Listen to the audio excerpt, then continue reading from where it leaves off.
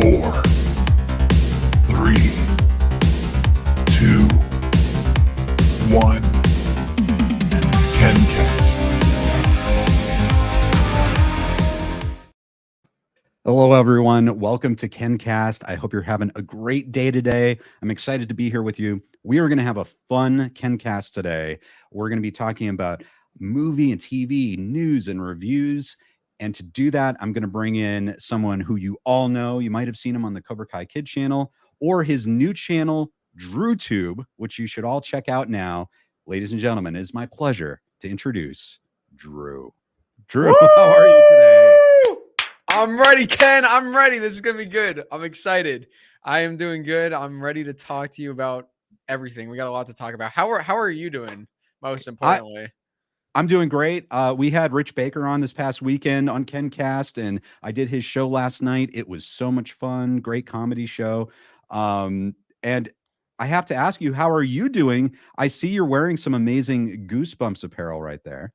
You know, I have to rep. So yeah, Sony actually sent me a little gift package of we got the hat here, we got the t-shirt here. You know, I've been doing some reviews on the show. I love Goosebumps. I don't know if any of you guys out there are fans. Ken, I know you haven't seen the series, but maybe I could convince you to watch it. I don't know if it's for you.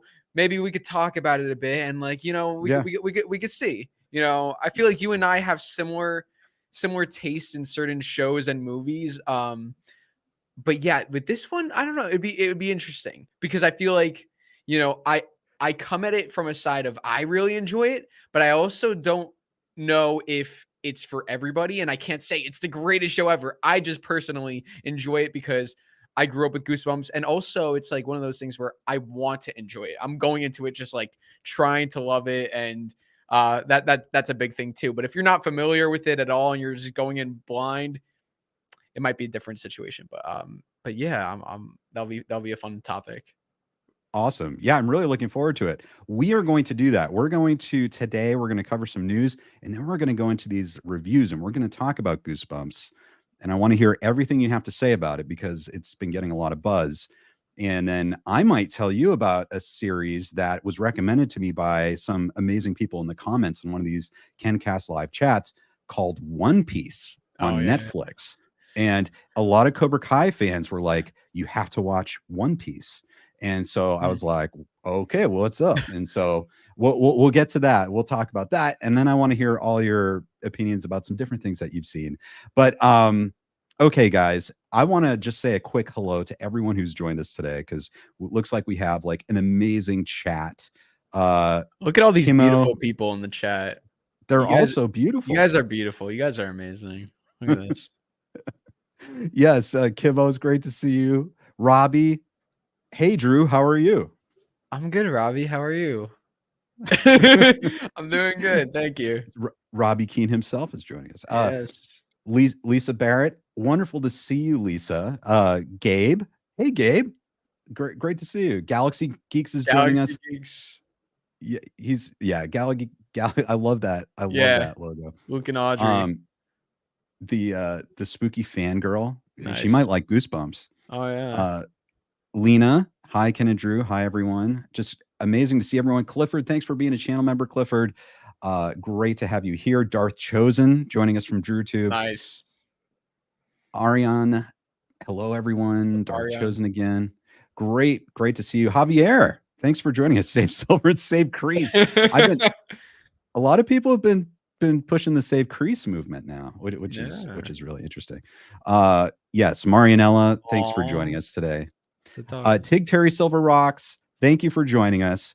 Our thoughts are with you this week. Tig Terry Silver Rocks is a true champion, and I have to say, she is our executive producer of this KenCast. So thank you so much, Tig Terry Silver Rocks. It's great that you're joining us today. Jaws, just a master. Hi, Big K and Big D. That's great. Jason's joining us. Hello, Jason. That's a great avatar. Ben Metello, yo, Ken and Drew, great to see you. And AEH, thanks for being a channel member, AEH. It's great. And Jasmine says, hey, dear sweet Ken and Drew. First of all, how are you doing? It's so great to see you both again. Two wonderful guys. Had a bad day, very sad, but you Oh. guys make my day. Well, you know something? We're sorry to hear about your sad day. But I don't know, Drew. I would say if we can bring any amount of joy and happiness to anyone's day, I mean, that's what we're here for, right?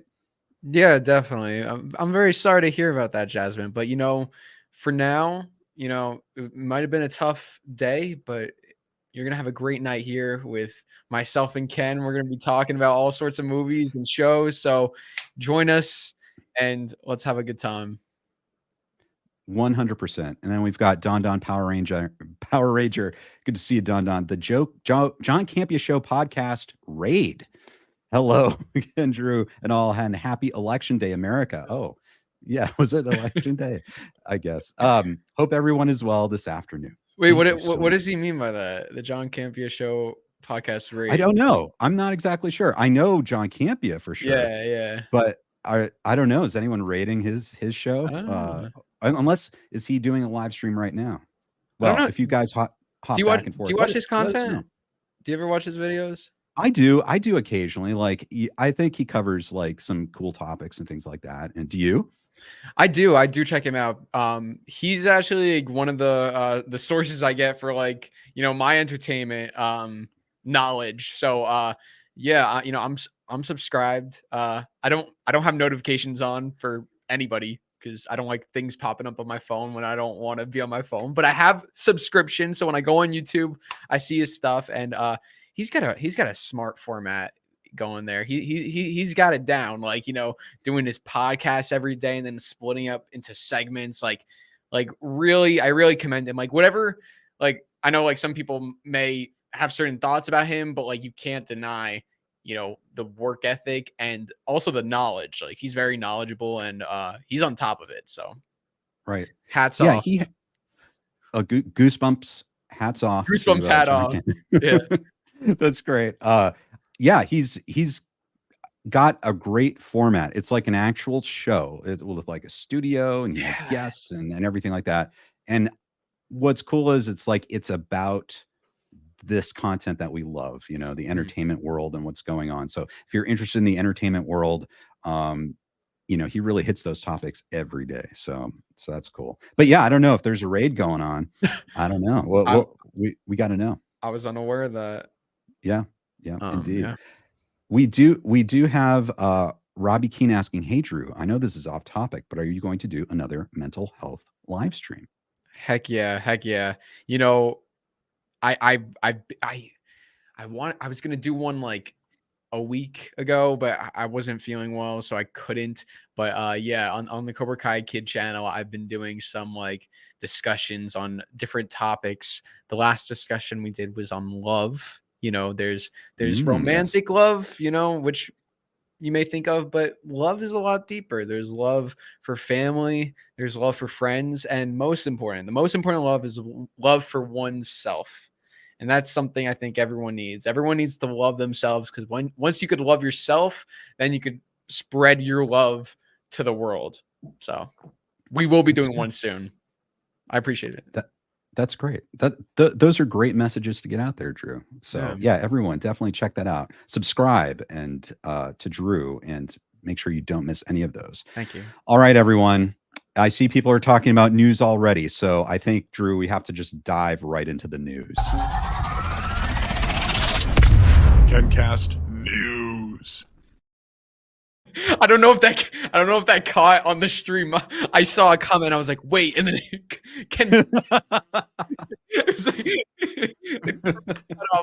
I just saw. I don't know if it caught it in. Did you hear me say that? I didn't hear. I heard the first little snippet of that word, and then it cut out. It was like, what? Then, yep, exactly. Because I just saw Ben in the chat say new Ghostbusters teaser trailer tomorrow. I don't know if I didn't hear about that. Yeah. Oh, you're going to hear about it in a couple minutes. We're going to be covering all about. Oh, I didn't even know that. Okay. Yes, yeah. This is what this is for, Drew. We're going to be going over all the news. I think today there's so much news that I expect we're going to learn about news from the chat. So guys, please let us know everything. Drew, you and I, a long time ago, started covering these strikes. So on your channel and my channel, We were talking about the writer's strike and then the actor's strike. The writer's strike went on for a long time. We cared about this because, we were covering shows like Cobra Kai that were shut down, and the final season 6, was basically they filmed the first episode and then boom, they shut down production, and it hasn't started since. And it won't start again until the actor strike is resolved. So you and I thought and predicted that it would be over in mid-October, but unfortunately, no, it's still going on. So, Drew, I thought we could cover this briefly just to bring everyone up to date, because this will affect all the content that we enjoy, all the movies and TV shows, and of course the actors who are such a big part of what we enjoy.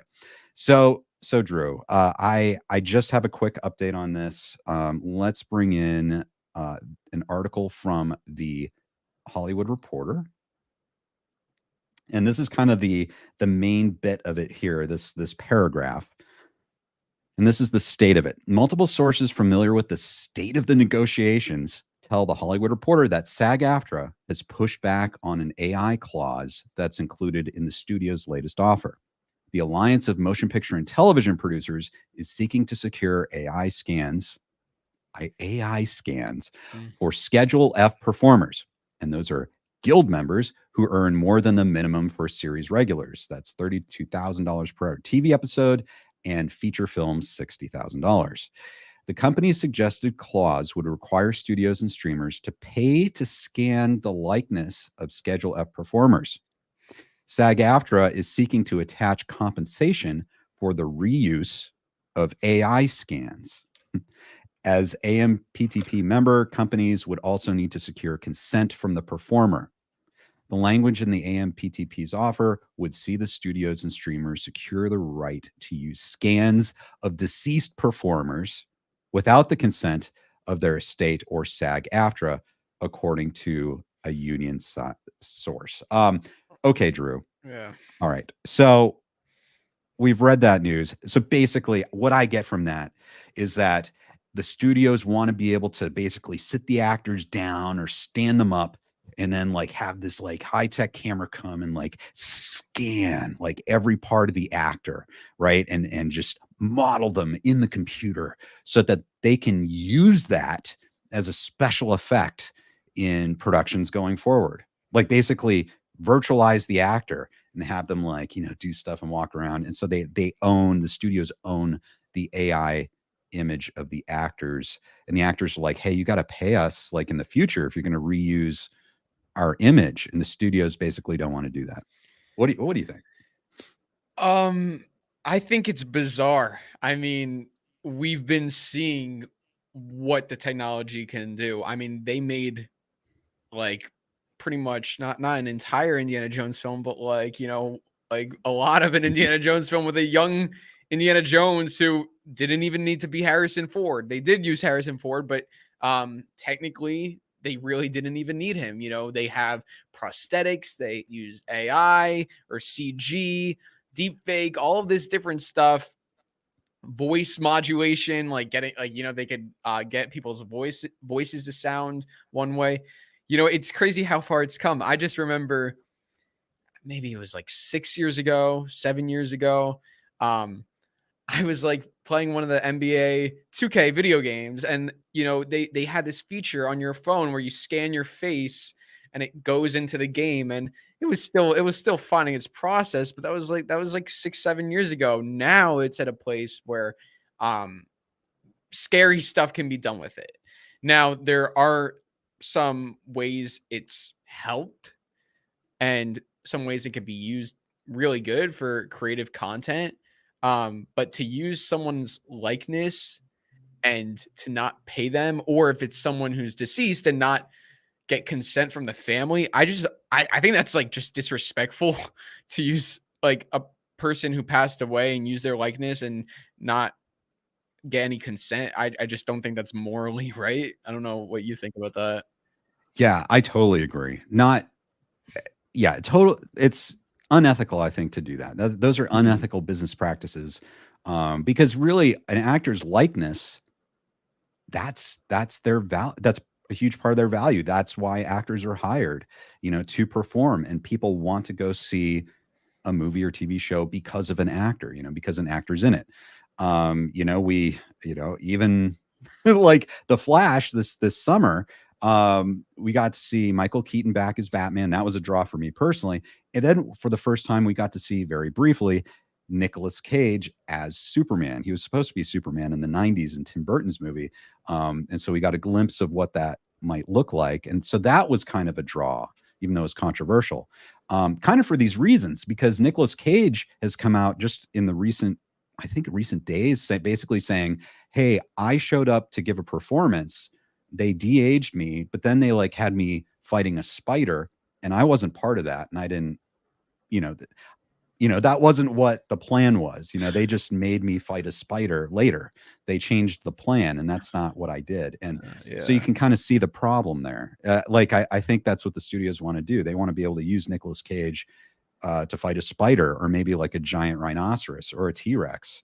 And like, he had no consent and no part of that scene, and you're right. It is scary what they could potentially do with all this technology.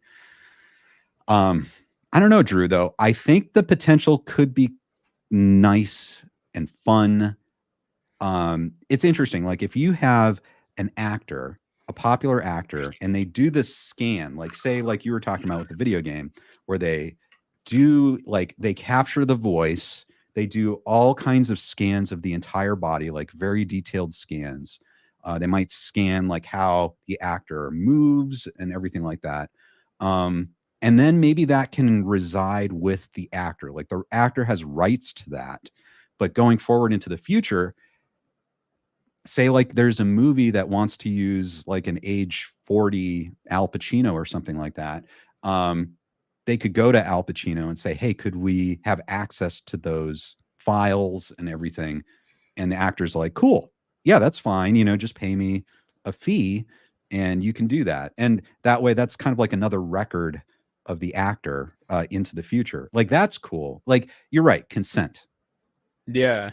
And not only can we have access to it, but telling the actors what they're giving access for. Like we are going to do this and this and this with your character. Cause just by, giving the studios like, hey, like, yeah, sure, you could take my likeness. Like, the actors should know what they're exactly signing up for. I mean, let's just put us like put us in the shoes of the actors. Like, what if we were in that situation, and someone could just take our likeness and do whatever the heck they wanted. Like, if someone was making a movie and they just took pictures of me, and then they were going to say, okay, we're going to make the movie of you, but without you, I'd be like, okay, can you just tell me what I'm going to be doing in this movie, even though I'm not there? Like, I just want to make sure I'm like, not like doing messed up stuff that I didn't sign up for,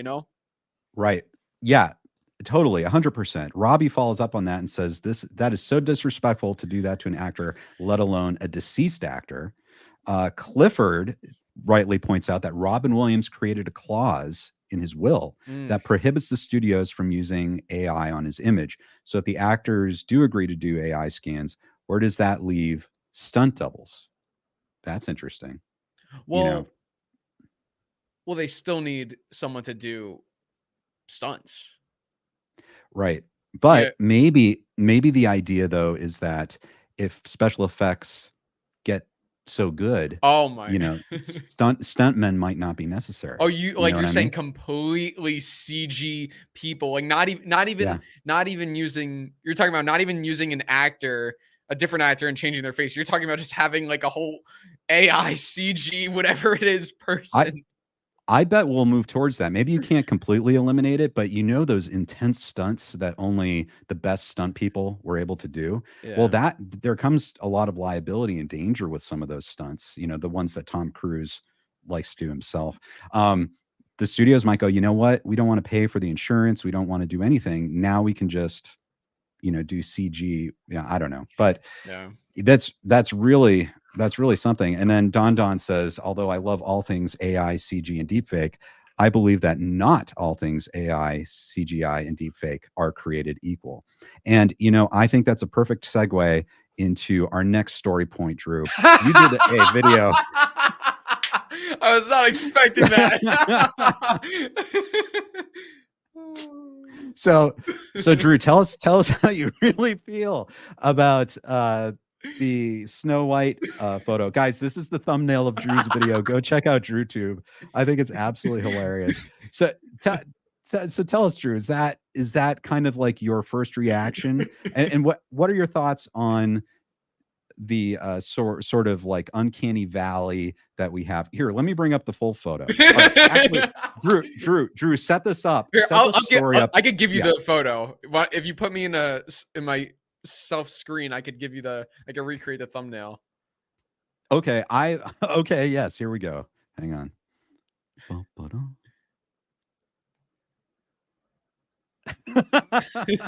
Something like that.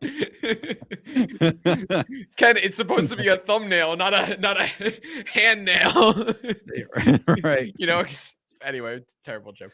Well, yeah. Well, now, Drew, give us the background on the Snow White situation. Yeah. So I've been hearing about. Okay, well, let's start at the beginning. Disney is remaking Snow White. Of course, I'm sure we all know Snow White, the animated movie from. Do you know what year, Ken? The animated movie was it came out? 1937? I think it's 1937. Oh, good memory. Okay, 1937. And what are your thoughts on Snow White? Were you a fan of Snow White? It was a really I think I saw it when I was 5 or 6 years old. There was like a re-release in movie theaters, and so my mom brought me to see it, and it scared me. Like the part where the witch changes to the old lady, that really scared me. I really enjoyed it as a kid. Like I thought it was really great. And I probably haven't seen it in I probably haven't seen it in 15 or 20 years, but it's definitely a huge movie in the history of motion pictures. That's for sure. What do you think? What do you think of the original Snow White? Yeah, same. I probably saw it when I was really little. It would be interesting to rewatch it now, knowing the story, but just seeing like the whole thing again. Really, like the reason why I'm like into like the fairy tales and stuff is through the show Once Upon a Time. Such a good show. I highly recommend it. So that's like my Snow White right there. Mary Margaret for all those who watch Once Upon a Time. But anyway, they're remaking Snow White, which is not a surprise because it's Disney. They just did The Little Mermaid. There's rumors of, or maybe it's confirmed, a Moana remake, the Moana movie. Like they're just remaking everything, capitalizing on everything. And the thing is, a lot of people were really upset about it. And for me, I don't have like a personal I don't feel so strong about this movie where I have to make every video about it. Right. But I did see this image and I did have to give my thoughts because it is a topic that's being talked about. And the image itself, it's like, I'm not going to go into this movie and nitpick all these different things, but like that image was just the dwarves. Let me bring up the image here. Let's bring it up. Yeah. So I don't know if you saw, did you see the first image? The leaked image of the. Okay, let me actually, I can bring up that image. Yeah, right now. There was a. There we go. Oh, you got it. There you go. There you go. Yeah. So. Yeah, that's okay. So this is like the first image anyone ever saw of the live action Snow White in the '70s. And so everyone in their brain had the old Disney movie in their heads, and then they see this image. I mean, I don't know what this is. This isn't Snow White. And there was a argument, and I strongly agree. You only have one dwarf here, like literally, like one dwarf, like which like dwarves, like there's not like little people. I don't know what the correct right little people. Yes. Yeah, like there's not like certain roles, I'm trying to explain it right. Like the dwarves were made for those people, you know, those roles. Like, you know what I'm saying? So I don't. Do you get what I'm saying? I can't really word it right. Yeah, I'm it's trying. like the idea of doing a live action remake of Snow White looks like it would be a great opportunity for little actors, like an Yeah. amazing opportunity because the roles aren't there all the time, you know. And Mhm. I think one of the reasons why they backed away from that was Peter Dinklage, you know, obviously from Game of Thrones and so many other things. He talked about how he hated Snow White and the Seven Dwarves and that it was offensive and everything. And so I think Disney went, whoa, okay, we can't we can't have dwarves, you know, played by little actors. And so the way the story goes, the leaks went that this new Snow White, they weren't dwarves, they were going to be magical bandits that were going to be sort of Robin Hood-esque, stealing from the evil queen to give to, you know, poorer people. And that's who Snow White surrounded herself with. And this right here, this image you're seeing, apparently they could be stand-ins for the other actors, but this seems to support the idea that they weren't dwarves, they were more like magical bandit creatures. That makes Because sense. obviously, like, this is a, you know, you, as you said, like, you know, all different heights, just a very diverse group of bandits with very interesting costumes. And you know, but yes, that's I guess the story behind this, supposedly. Yeah, yeah. I mean, that would make sense that they're not actually dwarves, that they're something else. But it seems as if, like, do you think that this part is like these characters are still going to be in the movie, or did the animated dwarves replace them? Like, because if you look at that other picture, it looks like a painting. It looks like, I mean, you Yes. have animated. How does this mesh with that picture of those dwarves? I don't understand. That so okay, so Disney at first said no, that this picture right here that you're looking at is not official. But then they backtrack and said, "Oh, well, actually, yeah, it did come from like our set." And so everyone's like, "Huh?" And then everyone was enraged. You see all those YouTube videos that just like they Yeah. rage on this stuff every day.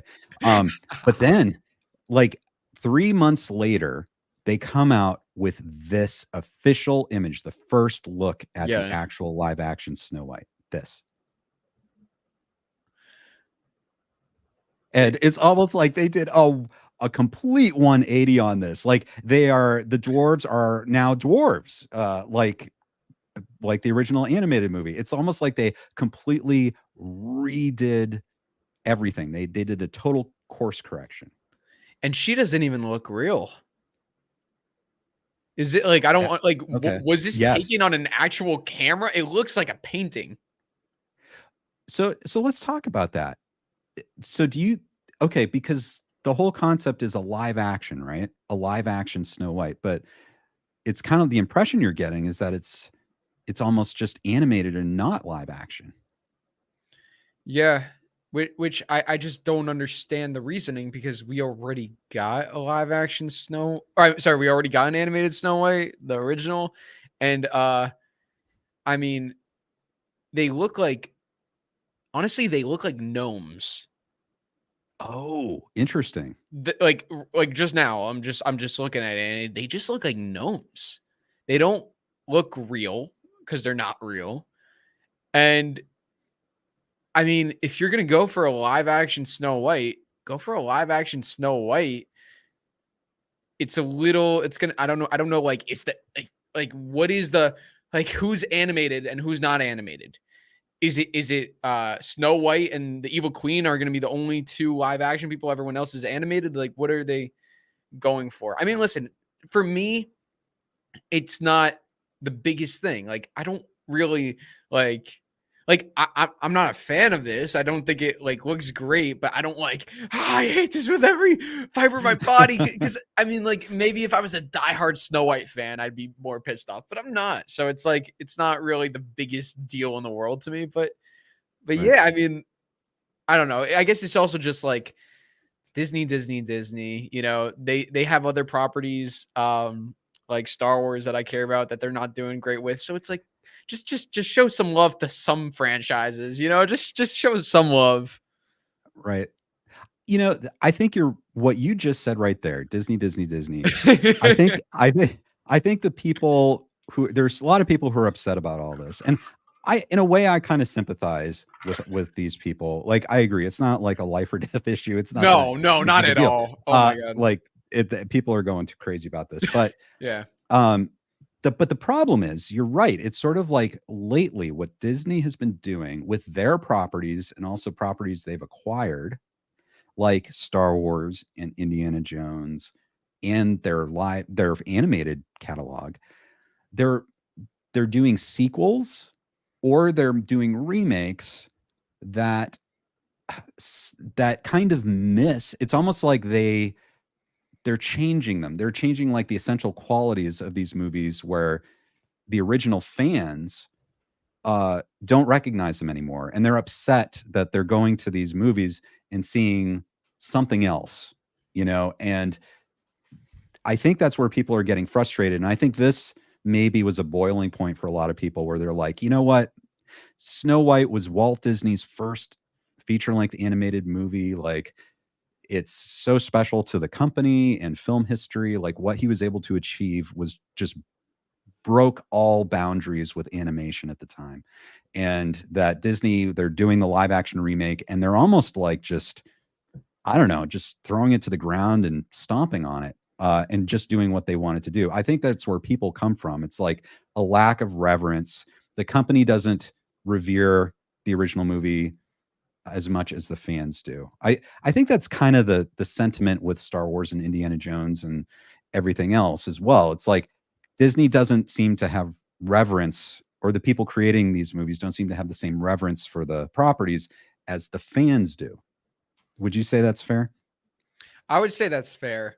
I do have to give Disney props for one thing that, I mean, no, like there's a lot of things to give them props for, but one thing that they actually have that's coming out that I'm actually excited for is the movie Wish. Have you heard about Wish? Yes, I saw previews for Wish. That Yes. actually looks really, really good.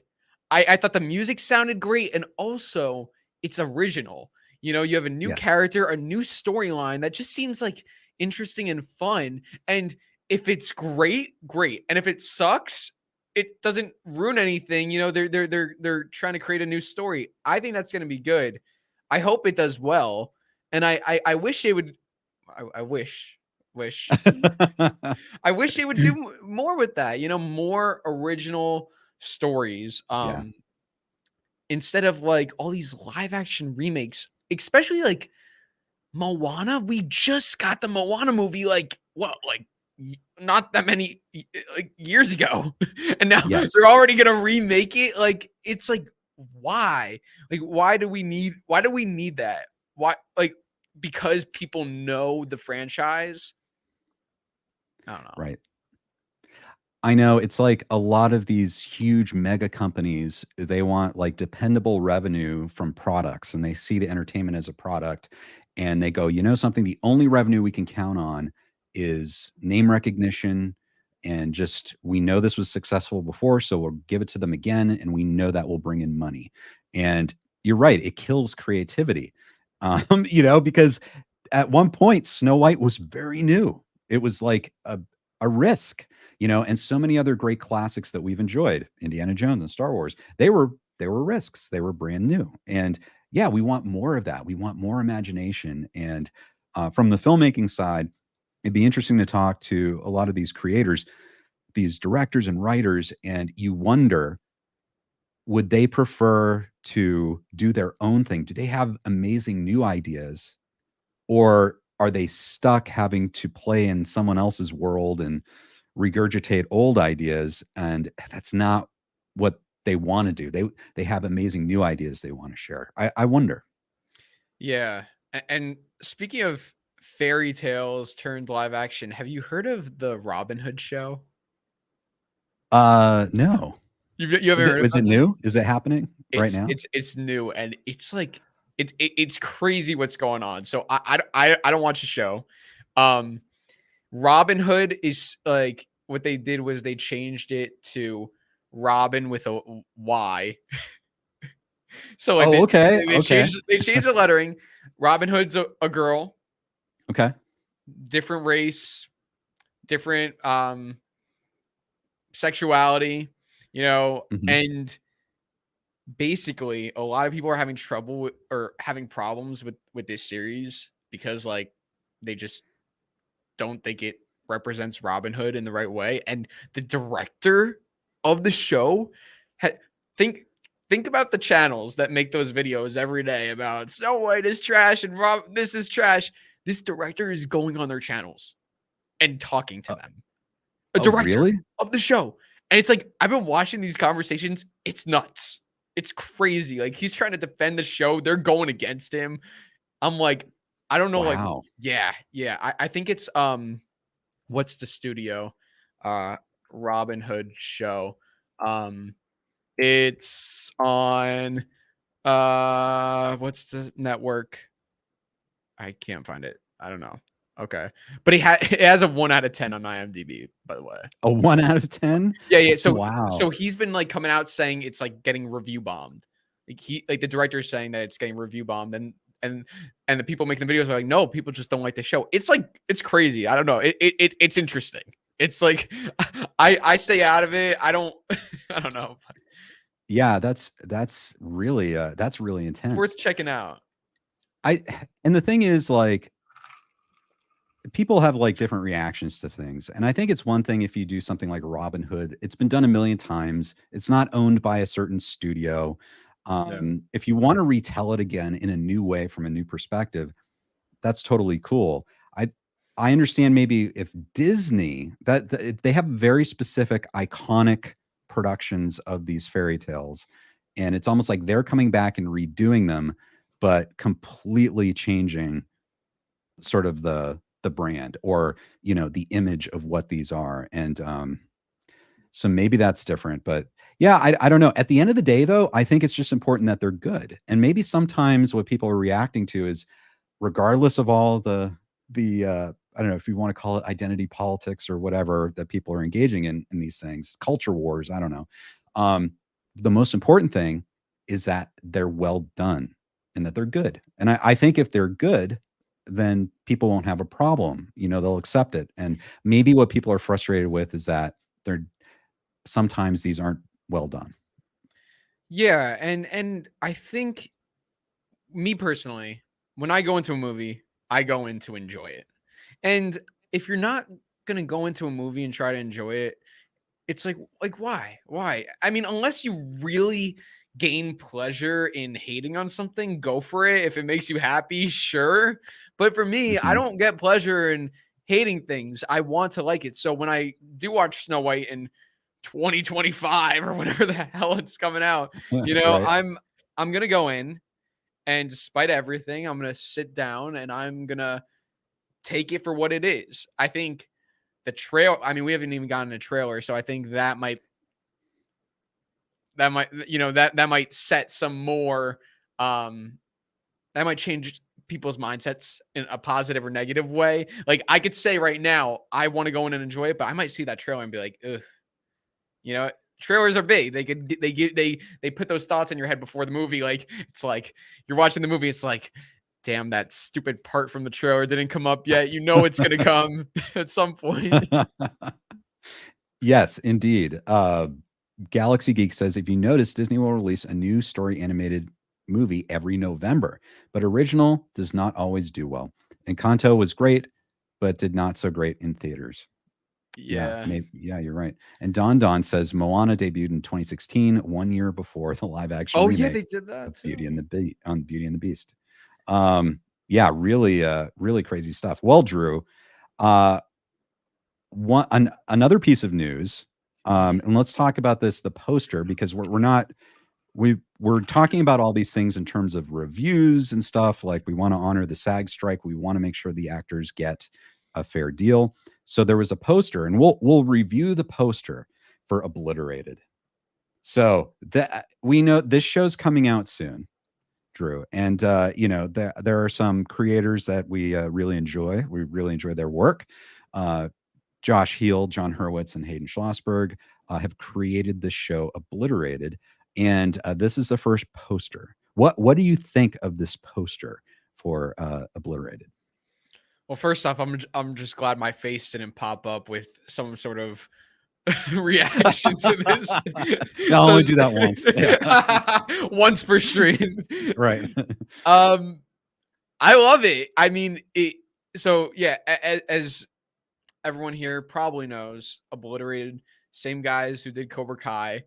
Ken, this is giving me like Cobra Kai season 5 like poster vibes. You know, you have like Johnny Lawrence in the top middle, and then you have like, you know, like all the characters around the side with the like. I know this is just a poster, but like you can tell, you know, Netflix and more like it has that Cobra Kai vibes with a lot of characters.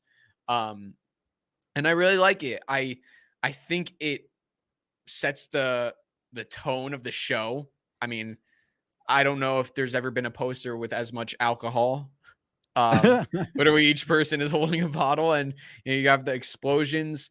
You know, I saw the trailer. It's what I like about the trailer is that it was fun, but it really didn't give anything away.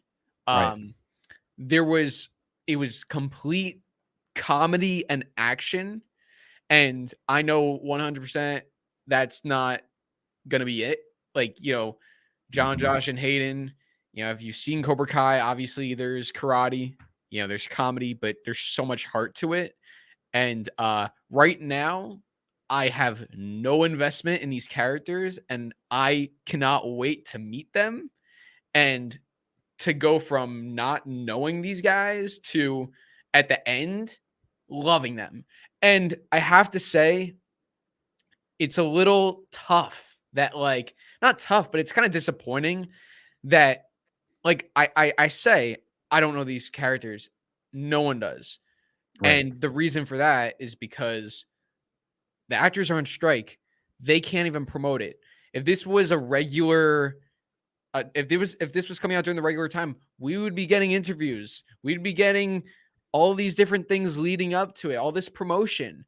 The actors for the show have been silent, and you know when you have a show or a movie where people already know the characters, it's like, okay, we already know you guys. We don't know them, and it's unfortunate that we can't meet them properly. And who knows when we're really going to meet them?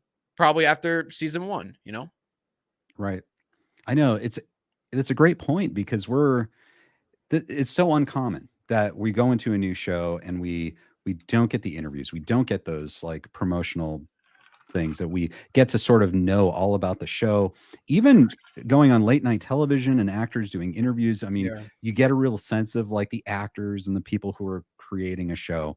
And you're right, it's nothing. It's at this point, it looks like it might just be released. And but yeah, we'll have to see. I'm I'm very curious, of course. I'm very curious. Like I thought that was a great review of the poster.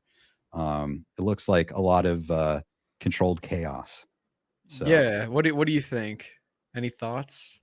yeah, I love how you compared it to Cobra Kai season 5 poster.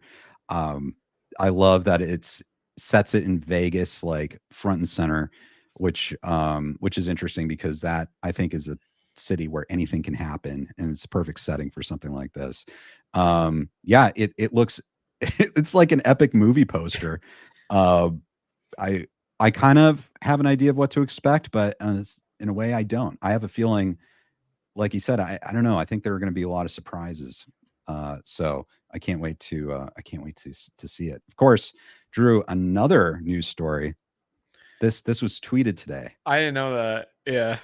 Yes, no turning back. Teaser trailer tomorrow, guys. Ghostbusters.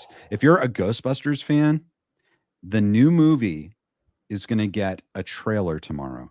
Now, Drew, I have to tell you, this is strangely coincidental because I am aiming to release a video on Ghostbusters 2, like a full review analysis video on Ghostbusters 2 tomorrow. Oh, that's and then perfect. tomorrow night, yes, tomorrow night I'll be going live with the other Drew from Last Row Podcast and Bad Way to do like a full reassessment of Ghostbusters 2.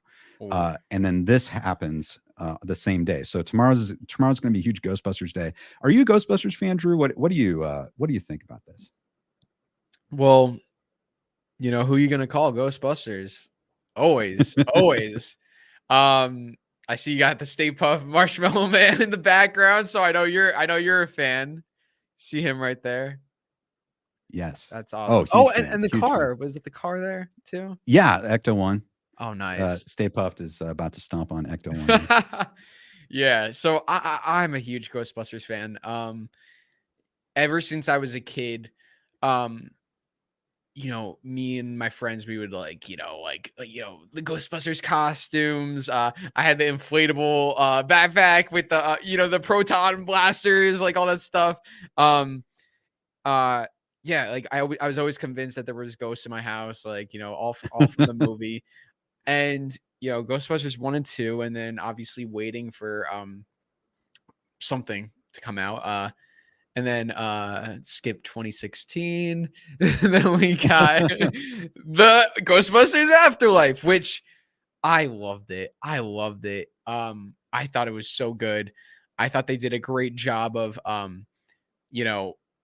connecting Egon and his family to the story. And then the way they brought back, the original characters. Listen, could they have had them in the whole movie? Yeah. Would I have been cool with that? Yeah. But you know what? I'll accept the way that they did it. Bring them in at the end. Like, at least they show that they cared, and they can just kill them off and, right, disrespect them. Like, I mean, great moment having Egon as a ghost and having all of them there. Like, it was beautiful. I wish the post-credit scene was actually in the movie. Right. That's my only thing. I don't know. Winston is going to be in the next one, I think. I don't know about the other guys. What do you know about it? Here's what I can do, Drew. Okay, this is a special video I found that was released, I think, yesterday or the day before, and that might answer your question. I'm Dr. Peter Franklin. I'm Dr. Ray Stantz. I'm Winston Zeddemore. We're the Ghostbusters. Wait, when was that released? Like a day or two ago. Oh my god! Oh my god! No way! Wait. Under what? What was the context? It was the official Ghostbusters account. They just posted that? Yeah, it was I think a day or two ago. There was no they're gonna be in the movie. No, just a message from whatever, I think. Oh my god. Let me see if I can pull that up. But yeah. Okay. Listen, I hope so. I hope so, because I do want to see where those characters are now. And right. Listen, yeah, they're older. You don't need them running around and look what they did in the last one. They really they weren't moving around too much. They were just standing there, shooting the ghosts. That's fine. Or have them right. Inspire the new generation. Just have them talk. It seems like that's and it seems like there was a plan with this, because now they're going back to New York City, right? With the firehouse, like they're going back to the origins. And that's what I love about it. Because that's I gotta be honest, with Afterlife, when we got the first trailer, I was like, this doesn't feel really it's cool, but could this have been Ghost Catchers the movie, or is this Ghostbusters? And it seems like that was the setup to now a new maybe trilogy or a new bunch of movies. That's what it seems to me. I don't know. I'm excited. I'm I'm really excited too. And here's the thing, and I think this is great, by the way. In that video, you have Ernie Hudson, Dan Aykroyd, and Bill Murray. Okay. For Ghostbusters fans, one of the frustrating things was back in the 90s after Ghostbusters 2, Harold Ramis and Dan Aykroyd were coming up with new story ideas for a Ghostbusters 3, but Bill Murray didn't want to do it. And he didn't want to do it all the way up through the 2000s. And he's like, no, I'm not. There's even a story of him, they sent him a script and he he basically mailed it back to him like all shredded. Like he didn't want anything to do with the, I don't know if it's true or not, but that's kind of the story. And he was like, okay, fine, like I'll do it, but you have to kill me off. And then I become a ghost. Sounds like And they wrote a Harrison Ford. version. Yeah, exactly. Kind of like that. But finally it seems like Bill Murray is cool and at peace with being back as Peter Venkman, which is awesome. I think that's great. So I hope we get to see a lot of character interaction between those guys in the new movie. I have no clue, except I heard rumors the slime blower guns on set apparently, and I've heard rumors about Vigo is back. So yeah, we'll see. We'll see. Oh, awesome. Yes. I'm like blanking out like I'm so bad right now, but what is his name? What's Darth Helmet's name in Ghostbusters? Oh, Rick Moranis. Rick Moranis. We need him back. Oh, did someone comment? I didn't even see that. I didn't see that. Yeah. I know he's not coming back, but oh my god, Rick, what was his name in Ghostbusters? Louis Tully. Bro, I forgot about that. Yeah. He's if you go back and watch the original Ghostbusters, that's something about the original movie which is amazing. You can watch it as like a 6-year-old kid and like really enjoy it, but then you grow up and you watch it as an adult, and there's just so much humor that just went over your head as a kid. And like Rick Moranis, like that's a masterwork. His role as Louis Tully. There's so much social satire in his role. There's so much. It's just, I think it's one of my favorite comedic performances of all time is Rick Moranis in the original Ghostbusters. It's incredible. So good. So good. Yes. So we're looking forward to that, Drew. Okay, so you're wearing that shirt and you're wearing that hat. We need to talk about Goosebumps. Okay, so Drew, tell us, you've been following this. You've been doing reviews on your channel about this show. I am new to it. I haven't seen it. And for everyone else who hasn't seen it, tell us your thoughts, what it's about, why you like it.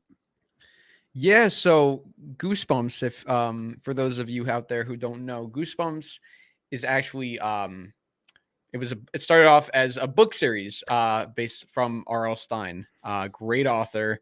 And as a kid growing up, I think the books like were from like the 90s, but I was reading them when I was a kid. I was so into it, and each book would be a different story, different characters, but then he would have certain books that would tie into each other, and those always intrigued me. I thought it was so cool that you could have one book with one storyline, and then the next book you introduce a new character and then their story, and then they meet the character from the first book, and it was so interesting.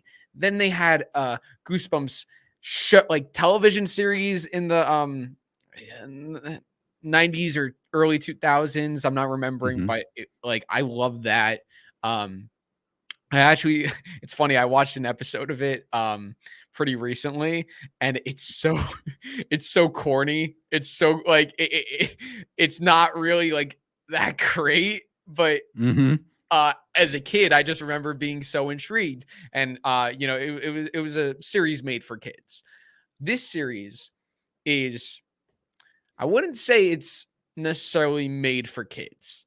It's not a kids show. Kids can watch it.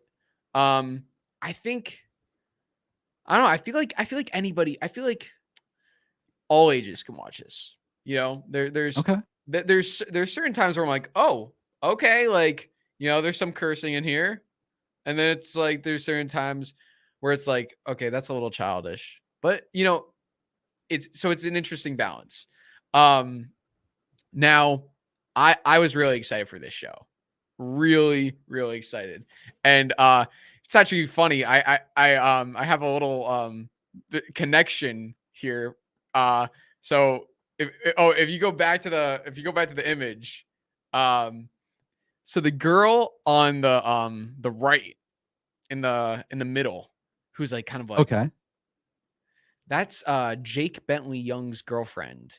Jake Bentley Young is Johnny in the Karate Kid musical. No kidding. Isn't that sick? Wow. Oh Yeah. my gosh. Her name is Anna. Anna Yee. And she plays Anna Isabella. Yee. Okay. Yeah. And Wow. she's great. So like it like that's kind of awesome. It's like, oh, okay, like a little tie in there. And once again, they can't even promote it. It's like it sucks that they can't promote their show. So like, I feel bad. Like, I follow them on social media. They can't promote it. But anyway, yeah, I love the show. I think it's a lot of fun. There's 10 episodes right now at the time of recording this. Episode 8 has come out, and I've been reviewing each episode, and I'm loving it so far. Yeah. Okay. So I have to ask, you mentioned before wait. that Sorry, the headphones fell out. I got too oh excited. yes. It happens to me too. It's like get super excited and these things just pop out. Yeah. You mentioned before that if you haven't seen or read Goosebumps, you don't have any background on it, it might be harder to get into. So if you were, say, like, I don't know, someone 20 to 40 years old, you don't have any background on Goosebumps, can you just dive into the series? Will you be okay? You can. I think the reason I was saying that is because, like, I don't think this show, like, if I'm being honest, like, I always got to be honest. Like, I want to love things, but I also have to be honest. I don't think, like, the reason why I don't know if, like, I would say you got to watch it. It's like my mom asked, like, Drew, like, should I watch it? Would I like? Yeah, I'm like, I don't know. Probably not. My sister, like, would I watch it? Because I don't think it's like amazing writing and acting and story. Like, I don't think it's the most incredible thing I've ever seen in my whole entire life. Mhm. I mean, it's a Disney Hulu production, However, because I grew up with the books, it's like, oh my God, that's the haunted camera. That's the haunted mask. That's Slappy the dummy. That's a reference to the book. And it's like those references kind of add to it, kind of makes you a little more excited for when you see it. Like, it kind of picture like watching the new Ghostbusters movie, someone who Mhm. never watched it and seeing, like, they have this dramatic music when they show the car, and it's like someone who never saw it. It's like, it's a car. Okay. Right. Right. It kind of may be what it's like. I don't know. Yeah, I gotcha. Well, that's a great thing. It sounds like they're really honoring the books and like everything that came before, which is important, I think, if you're going to be doing something in a long-running popular book series or movie series, TV series. Yeah, that sounds very intriguing. Yeah, your excitement has me curious, Drew. Yeah, they are honoring it, which is why I'm into it. Like, I'm personally into it because it's just it's a fun story. It's fun. Um, you know, it's not like the most, like, you have a show like Cobra Kai, like each lesson has these, like, or sorry, each episode has, like, life lessons and these deep character moments, and I'm really into that. And like, part of me wanted that in this show, but then, like, I realized, okay, like, it's not really like that. Like, the last episode, I was a little I was kind of critiquing it because I don't think there was I think they could have explored the characters more, because they were in, like, a situation where they were trapped somewhere. It's like, let's get some Mhm. character moments, but they didn't. So I was like, okay, you know what? That's not this show. That's fine. I'm just gonna have a fun time with it. Um, Mhm. Something I'd like to ask you, because I'm curious. For me, what happened? I'm trying to, pinpoint what it is, and I think I got it. So episodes 1 through 5 of this series actually dropped all at once, Yes. and I And dropped. your video covers all the first 5 episodes in one video. Yeah, so just because now I've been covering each episode each week, but because they dropped the first 5, I figured I'm just gonna combine it all. So I have an episodes 1 through 5 review, and I think for me, I was able to get into the series more because of that. Um, Mhm. I wasn't like, oh, that episode was kind of slow, or that episode, I like that episode more than this, because I was going right to the next to the next. And then Yes. what happened was episode 6 I thought was amazing, and then episode 7 I was like, eh. But the thing is, it's like the reason why I said eh is because we were coming off of a great episode 6, Right. and now we had this episode 7 that was good but not as great, and now we have to wait a whole nother week. So I'm curious, like, do you think like the weekly schedule could have been like maybe could have an impact, and like how do you think that can influence like someone liking or having problems with the show? It's a great question because I've wondered that too. Like, if you were just binging the series, say the entire season was out, and you hit episode 7, and you're like, would you keep going if you were binging it, or would you kind of step away and go, I'm going to go have dinner. Maybe I'll continue again some other time. And then you go back, you're like, should I keep watching Goosebumps? And you think, I don't know, episode 7 was just okay. Would that be different than if it just released on its own, like on its own week, and you had to wait a week for episode 8? I have a feeling that if you come up to a not so great episode when you're binge watching, that might kill the binge momentum anyway. And I think, so I don't know. I think if you hit a rough episode, it could either make you not want to return to it if it's released weekly, or it might kill the binge momentum anyway. So it probably, I don't know. I'm thinking like equal consequences for a not so great episode. But like, how do you feel now? You've seen episode 7. Would you have hit episode 8 if it were available? Or I don't know. How do you feel about that? I definitely would. Okay. Would. Because it's not that I didn't like it. It was just like, the episodes are like 35 minutes. So it kind of ended at a point where it was like, but what happens next? This episode really didn't, like, there wasn't too much that was happening. And I thought the next Right. episode was like, okay, like, it kind of felt like more of a filler in a way. It wasn't bad. It wasn't bad. I need to preface that. It wasn't bad, but like, it's coming off the momentum of the first 5 episodes. And then when it's a weekly, the thing is, when you release episodes weekly, you tend to focus more on that specific episode. I know the season finale is going to be insane. Because episode 8, the episode that just came out, was really good.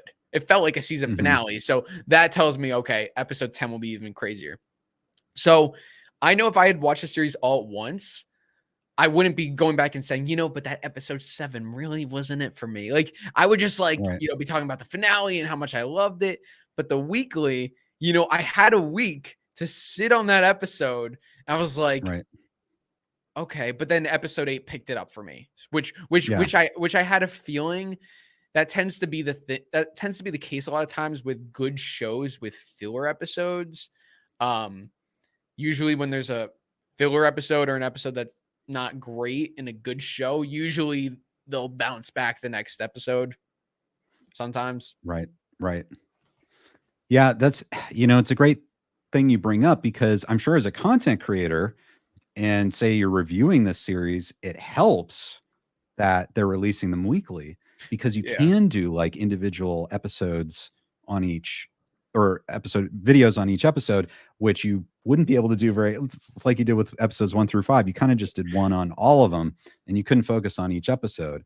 And, I definitely feel that, say, if I'm covering Cobra Kai or something like that, it's very frustrating that, no one cares.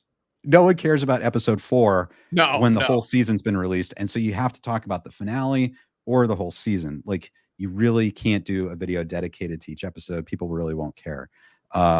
So yeah, it's weird, isn't it?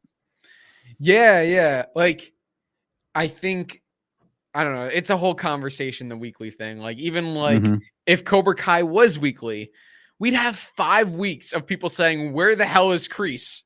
Because Kreese doesn't come in until episode 5, but nobody said that because we watched it all at once. I would have a major issue with season 5 if it was weekly, and I was expecting to see. I was like, episode 1, okay, Kreese wasn't there. He's gonna be in episode 2. He wasn't in there. He's gonna be in episode 3 because I love Kreese. But I Yes, didn't. But that yes. wasn't as much of a factor because they released all at once. It's the same show, but it's the order of release that can really change it up. And Yeah. I think like maybe a show like this, because the episodes are not that long, 35 minutes, like Goosebumps, I'm referring to. I think it probably would have been better to release it all at once, or at least Mm. do 5 episodes and then another 5. Because like, what happens is, for me, I don't like, I love this show and I like to make it an event.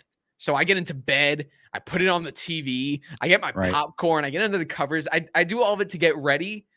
I'm expecting a great episode, So Yeah. yeah.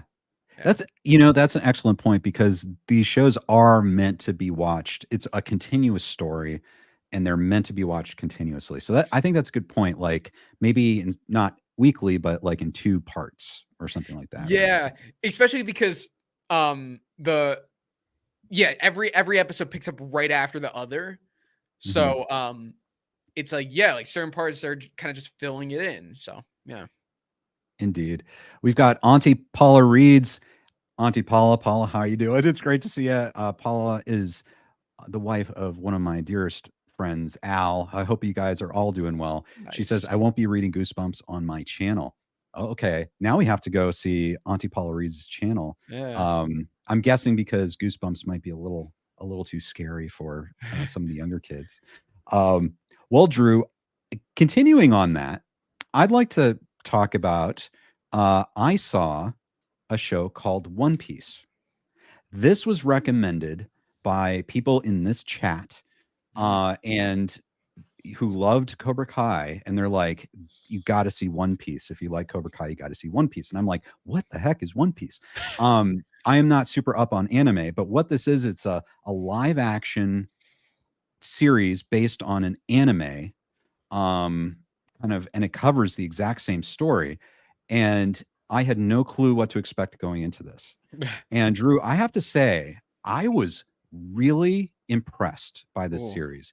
This, as you can kind of see, it's like, it's wild. Like the world is wild. It's like pirates, but like anime pirates, it's sort of like Japanese version of what pirates might be. And like you start watching that first episode and you're like, whoa, because the universe has its own rules. And some characters do things that are like very not in the real world, like very cartoony, like they have strange abilities. But once you like get into that, it's really good. Now, there are a few episodes, like I want to say maybe episodes 3 or 4 or something, like the pacing sags a bit. But if you stick with it, I think it's like 7 or 8 episodes total for the entire season 1. Like it just ended so well, like so much fun. It's like an adventure series like that kids would enjoy. There's like martial arts, there's tons of martial arts and fighting, but then fantasy elements and sailing the high seas and pirates. And the whole show is basically that character in the middle, which is Monkey de Luffy or Luffy de Monkey, I forget which that's his name, but like he's just this young guy who wants to be a pirate, but he wants to be a good pirate. And he wants to get the One Piece, which is like this great treasure that was left behind by this pirate who was executed or whatever. But he buried this treasure somewhere, and every pirate in the world is trying to find this treasure. And so he wants to find the treasure and be king of the pirates. And in order to do that, he runs into all these characters who become his friends, and they all work together against some evil pirate. It's a great adventure. I feel like it's a type of story that we haven't seen in a while. And I think it's something that all ages, but especially kids and young adults and really, really would love. I really do recommend this if you haven't seen it. Yeah, so I haven't seen it. I don't know if I've said, I don't know. I have seen people talk about it, and I've heard a lot of great stuff. And I trust your word, Ken. We have similar interests when it comes to shows. I know you wouldn't make me sit through a terrible show. I know you wouldn't. I know you wouldn't do that to me. No, Um, no, unless it it, was April Fool's. unless it was April Fool's. But it looks interesting. It looks like when I first see this poster, I don't see. Oh my god, I need to watch a show. But is that how you felt? Yeah, I like it. It's one of those things where you see the artwork and you see this and you don't understand it and it's new and you're not sure if it's going to appeal to you. You know what I mean? Yeah. And because I'm sure a lot of people who love the anime were like, "Oh my gosh, this looks incredible. I have to see this." But not having any frame of reference for it, it's like, "What is this?" It's like, "Okay, I don't quite get what this is, um, but yeah, I would go ahead and jump into it. Give it watch the entire first episode because I think the first half of the first episode, you need to get acclimated to the world and the rules of this world and the fact that these are live action characters basically in an animated cartoon world, kind of a fantastical world. But once you understand the rules of the universe, it really clicks. And so watch through the first episode. They're like hour-long episodes. But what made me think of should things be released together or individually was this series because for me there were a couple episodes, maybe episodes 3 and 4, where the pacing kind of slowed down and the momentum wasn't like propulsive to the next episode. And so it's like, that's interesting. Like, if it were released weekly, would this be a good idea? Or do you need them all together so you can go right on to the next episode? So, but really it's, yeah, if you can, some people just absolutely love every single episode too, but I would say it's definitely worth a watch. Yeah, for sure. So what would you say is like the tone of this show? It looks kind of like comedic slash fantasy. Is that what it is, or am I completely off? Um, I would say it's interesting. There are comedic elements. There's a lot of fun, like, and I think that's the key word that's missing in a lot of entertainment now. It's fun. Mm-hmm. But at the same time, there are some really serious themes and some serious moments. Some parts are kind of dark. It's like if you think of anime, sometimes it's like not really necessarily just meant for little kids. It's sometimes meant for adults, and they really explore very dark themes and issues. So I think this isn't an exception to that. There are some sort of darker, more heavy, serious moments and themes in this, emotional moments, some actually kind of disturbing moments, but nothing. I'd say it's probably good for, I don't know, kids maybe 8, 9 plus, you know, Okay. something maybe 10 plus. I don't know. There's some violence. Actually, there's a lot of violence. So maybe it's more like 12 plus. Yeah. Um, but yeah, that I don't know if that. I hope that answers your question. Yeah, it does. And I don't know, like chat, should I check it out? I'm starting to think, maybe I will. Don says One Piece live action is among the things I love best about Netflix. Likewise, Power Rangers, Cobra Kai, Stranger Things, the Made Us franchise, etc.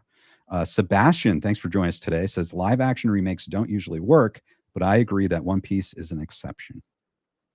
Okay. Oh, Sebastian says my mom just arrived home and asked me if Drew is the actor who plays Luffy. Who's Luffy? The guy in the middle? Yep. Oh, yep, so that's funny. me. I don't. It kind of kind of looks like me if I had black hair, or I think it's black or brown. I don't know, like a dark. I don't know. I can see it. I can see it. I don't know. Maybe Yeah, I don't I know. could see it too. Well, and the thing is, like, the character's attitude, I would say, is like, you have a very positive attitude. And I think that main character has that same.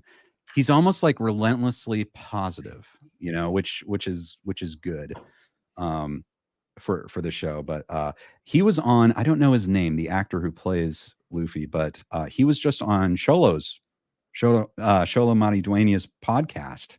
Oh, was he He really? interviewed him. Yep. Oh So, shoot. which I just saw a clip from it But yeah, that might be worth checking out for fans of Cobra Kai or One Piece. Inaki Godoy is his name.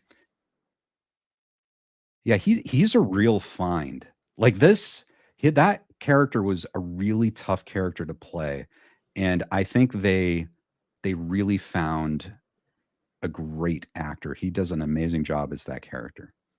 Yeah. Anyway, there you go. One Piece. There you go, Okay. guys. I'm interested. I will check it out, and I'll let you know when I do, and we'll do the discussion. But like the thing with that is like I don't want to just throw it on in the background. I want to, Right. when I have the time, I'm going to sit down, really watch it, pay attention, and hopefully that first episode grabs me because Yeah. I'll give the whole first episode a shot, and we'll see if it does its magic. I'm very curious to hear what you think. All right, I'll let you know. All right, Drew. Next, Trolls. Okay, so you saw this movie, Drew.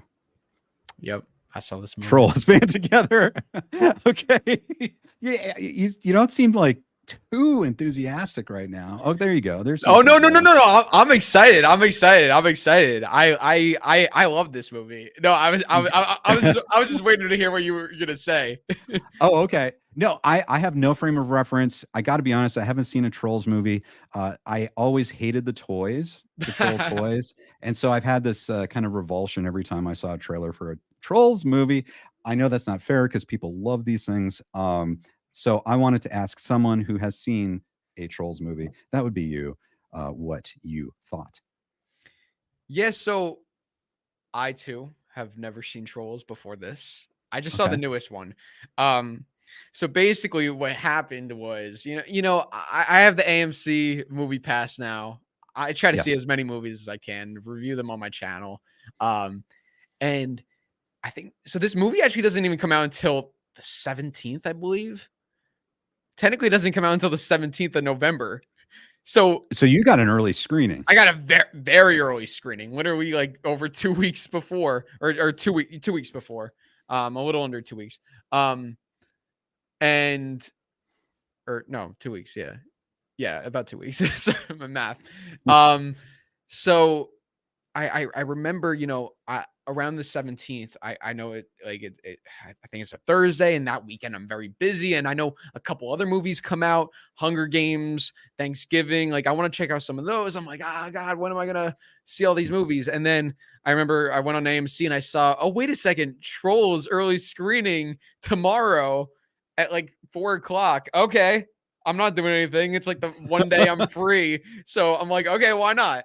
So I just decided to go, and I've never seen a Trolls movie, and I had no interest, like absolutely no interest. It's just like it looks like the Smurfs.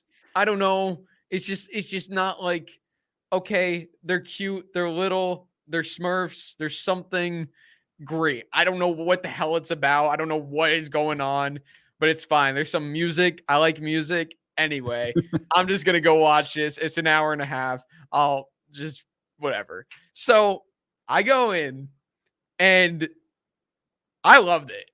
I thought it was really good. And I've never seen any of the other movies. And I actually thought this was the second movie. It's the third movie. And they It's did the third. it's the third movie. Yeah.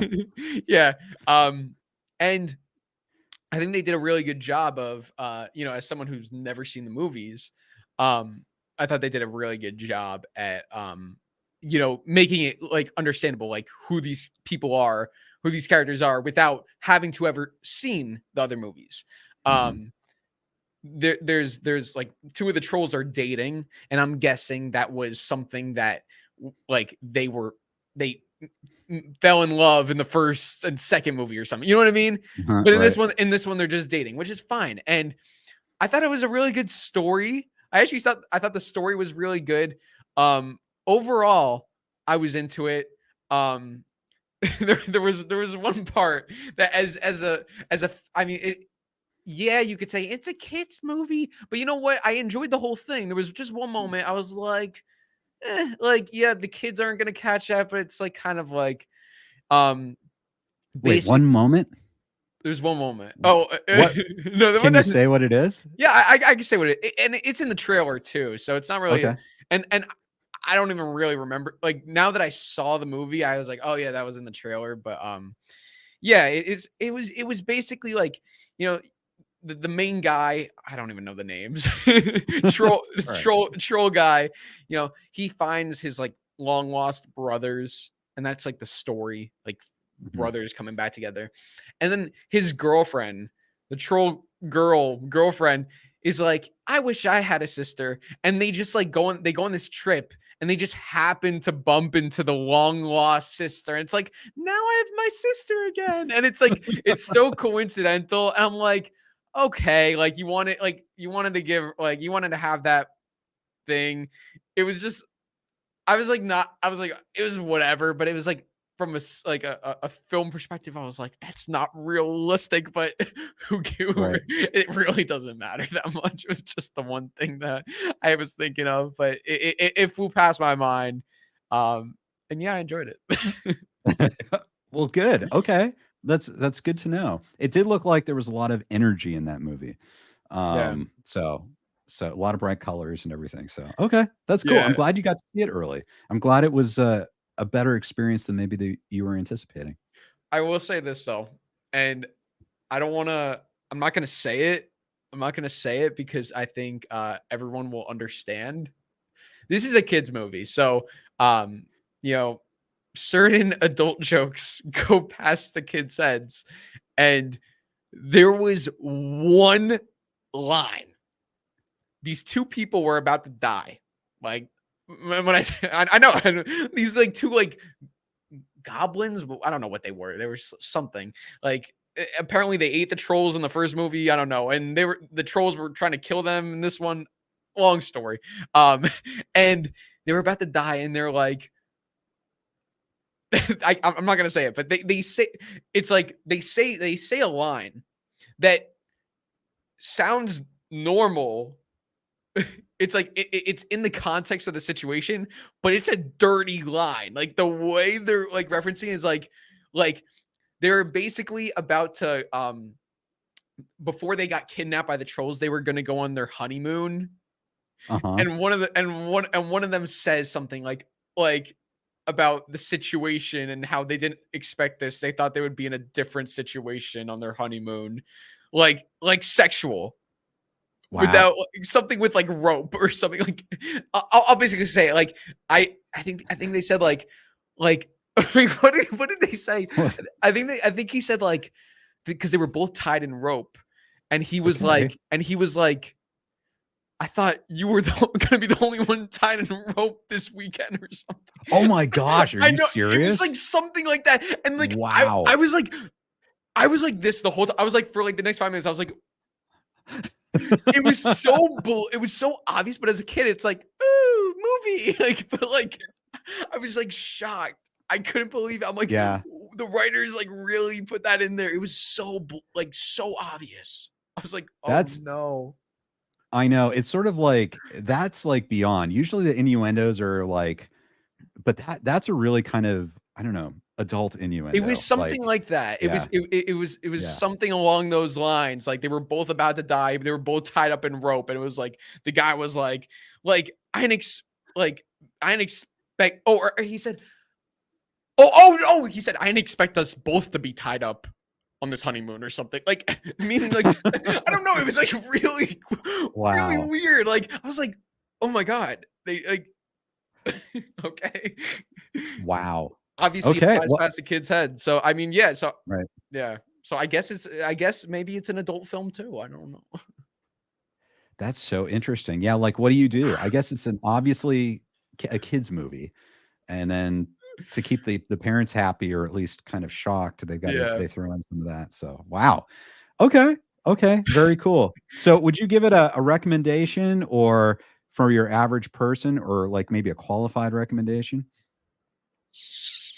Who am I recommending this to? Just anybody? Say just kind of the general population who's over 14. Okay.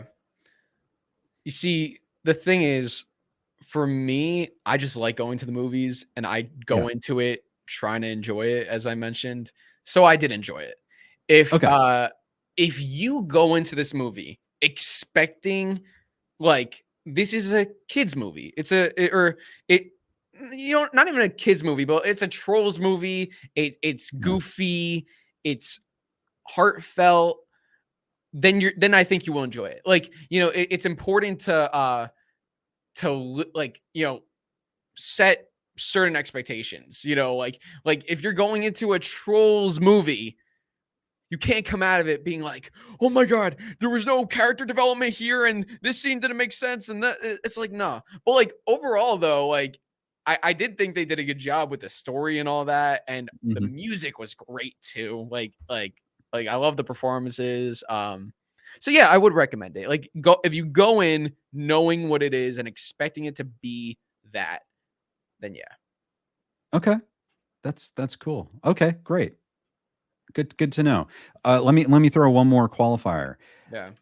Um, what if someone does not have A-list? Like, would you say wait for streaming? Would you say try to find a matinee, or it's worth the full ticket price?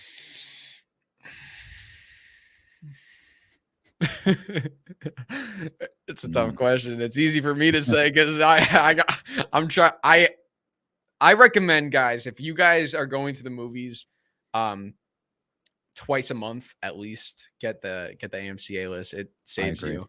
Um, Mhm. I don't know. That's a tough one, Ken. Uh, because like you put in popcorn and a drink. I mean, like I don't want to say like people should be spending $50 to go see the trolls. Right, right. Probably wait for streaming. But here's the thing though. If I did not watch if I did not watch this movie in theaters, I probably would have never watched it. That's really interesting. Yeah. Yeah, because people talk about, oh, they're waiting for streaming. People are just waiting for streaming. But you're saying there's kind of this opposite thing where if a movie is kind of an event that you're wanting to go out and experience a movie in theaters, you might be more likely to go see a movie like Trolls because it's an event, as opposed to just something else on streaming that you can just scroll by. Yeah. Yeah. That's me personally. Me personally, when there's a movie in theaters and I don't see it and I wanted to see it and then it comes out on streaming, I'm like, I'm kind of past at this point. Like a big example of that was The Little Mermaid. I really Mhm, wanted to see The Little Mermaid in theaters and I just mhm. didn't get around to it. I just was busy at the time. I just couldn't get around to it. And I really wanted to go see it. Then it came out on streaming on Disney Plus. I have Disney Yeah, Plus, and literally every time I go on Disney Plus, I see Little Mermaid. I'm like, I could watch it, but I don't really want to. Like, because I'm at my home and I yeah. feel like I could be doing better things with my time. Yes, yes. But at the movies, you're kind of forced to like be in it, you know? Right, How about you? right. Do you feel that way ever? Yeah, I do. Like, it's this weird indecision. I feel like sometimes maybe other people let us know in the chat if you have this too, where you go onto a streaming platform and you're like, I want to watch something. And then you have 1,000 different movies you could watch and you scroll through and you're like, I'm kind of interested in that, but I want to see if there's something else Yeah. that I might want to see more. And then you scroll through and it's like, oh, dang it. I don't know. And that's a movie that, Little Mermaid. It's like, I wanted to see that, but do I want to see that right now? Or is there something better that I could be watching? Yeah. That kind of phenomenon. I agree with you. It's kind of a problem. I will say that Little Mermaid, maybe I enjoyed slightly more than Indiana Jones and the Dial of Destiny. That's Wait. me personally. Just I saw just slightly. just slightly. Really, because Yeah. I feel like that's like Indiana Jones is some low, like a low bar. Like I feel like Little Mermaid could suck and be like Citizen Kane compared to Indiana Jones. Indiana Indiana Jones was Ken and I have a 2.5 hour discussion on that guy, Yeah. so you can check that out. That's another movie that came out to streaming recently, so some of you may have seen I the haven't new watched Indiana it. Jones. Wait, have you watched it? Well, Is No. it what the streaming? No, No. but No. you know what's And you've seen it a lot. You've seen that movie a lot in theaters, though. yeah. So I saw it 4 times in theaters, and like Right. because it was just Indiana Jones, Indiana Jones. I love Indiana Jones, and as soon as it came to Disney Plus, like. Yeah, yeah.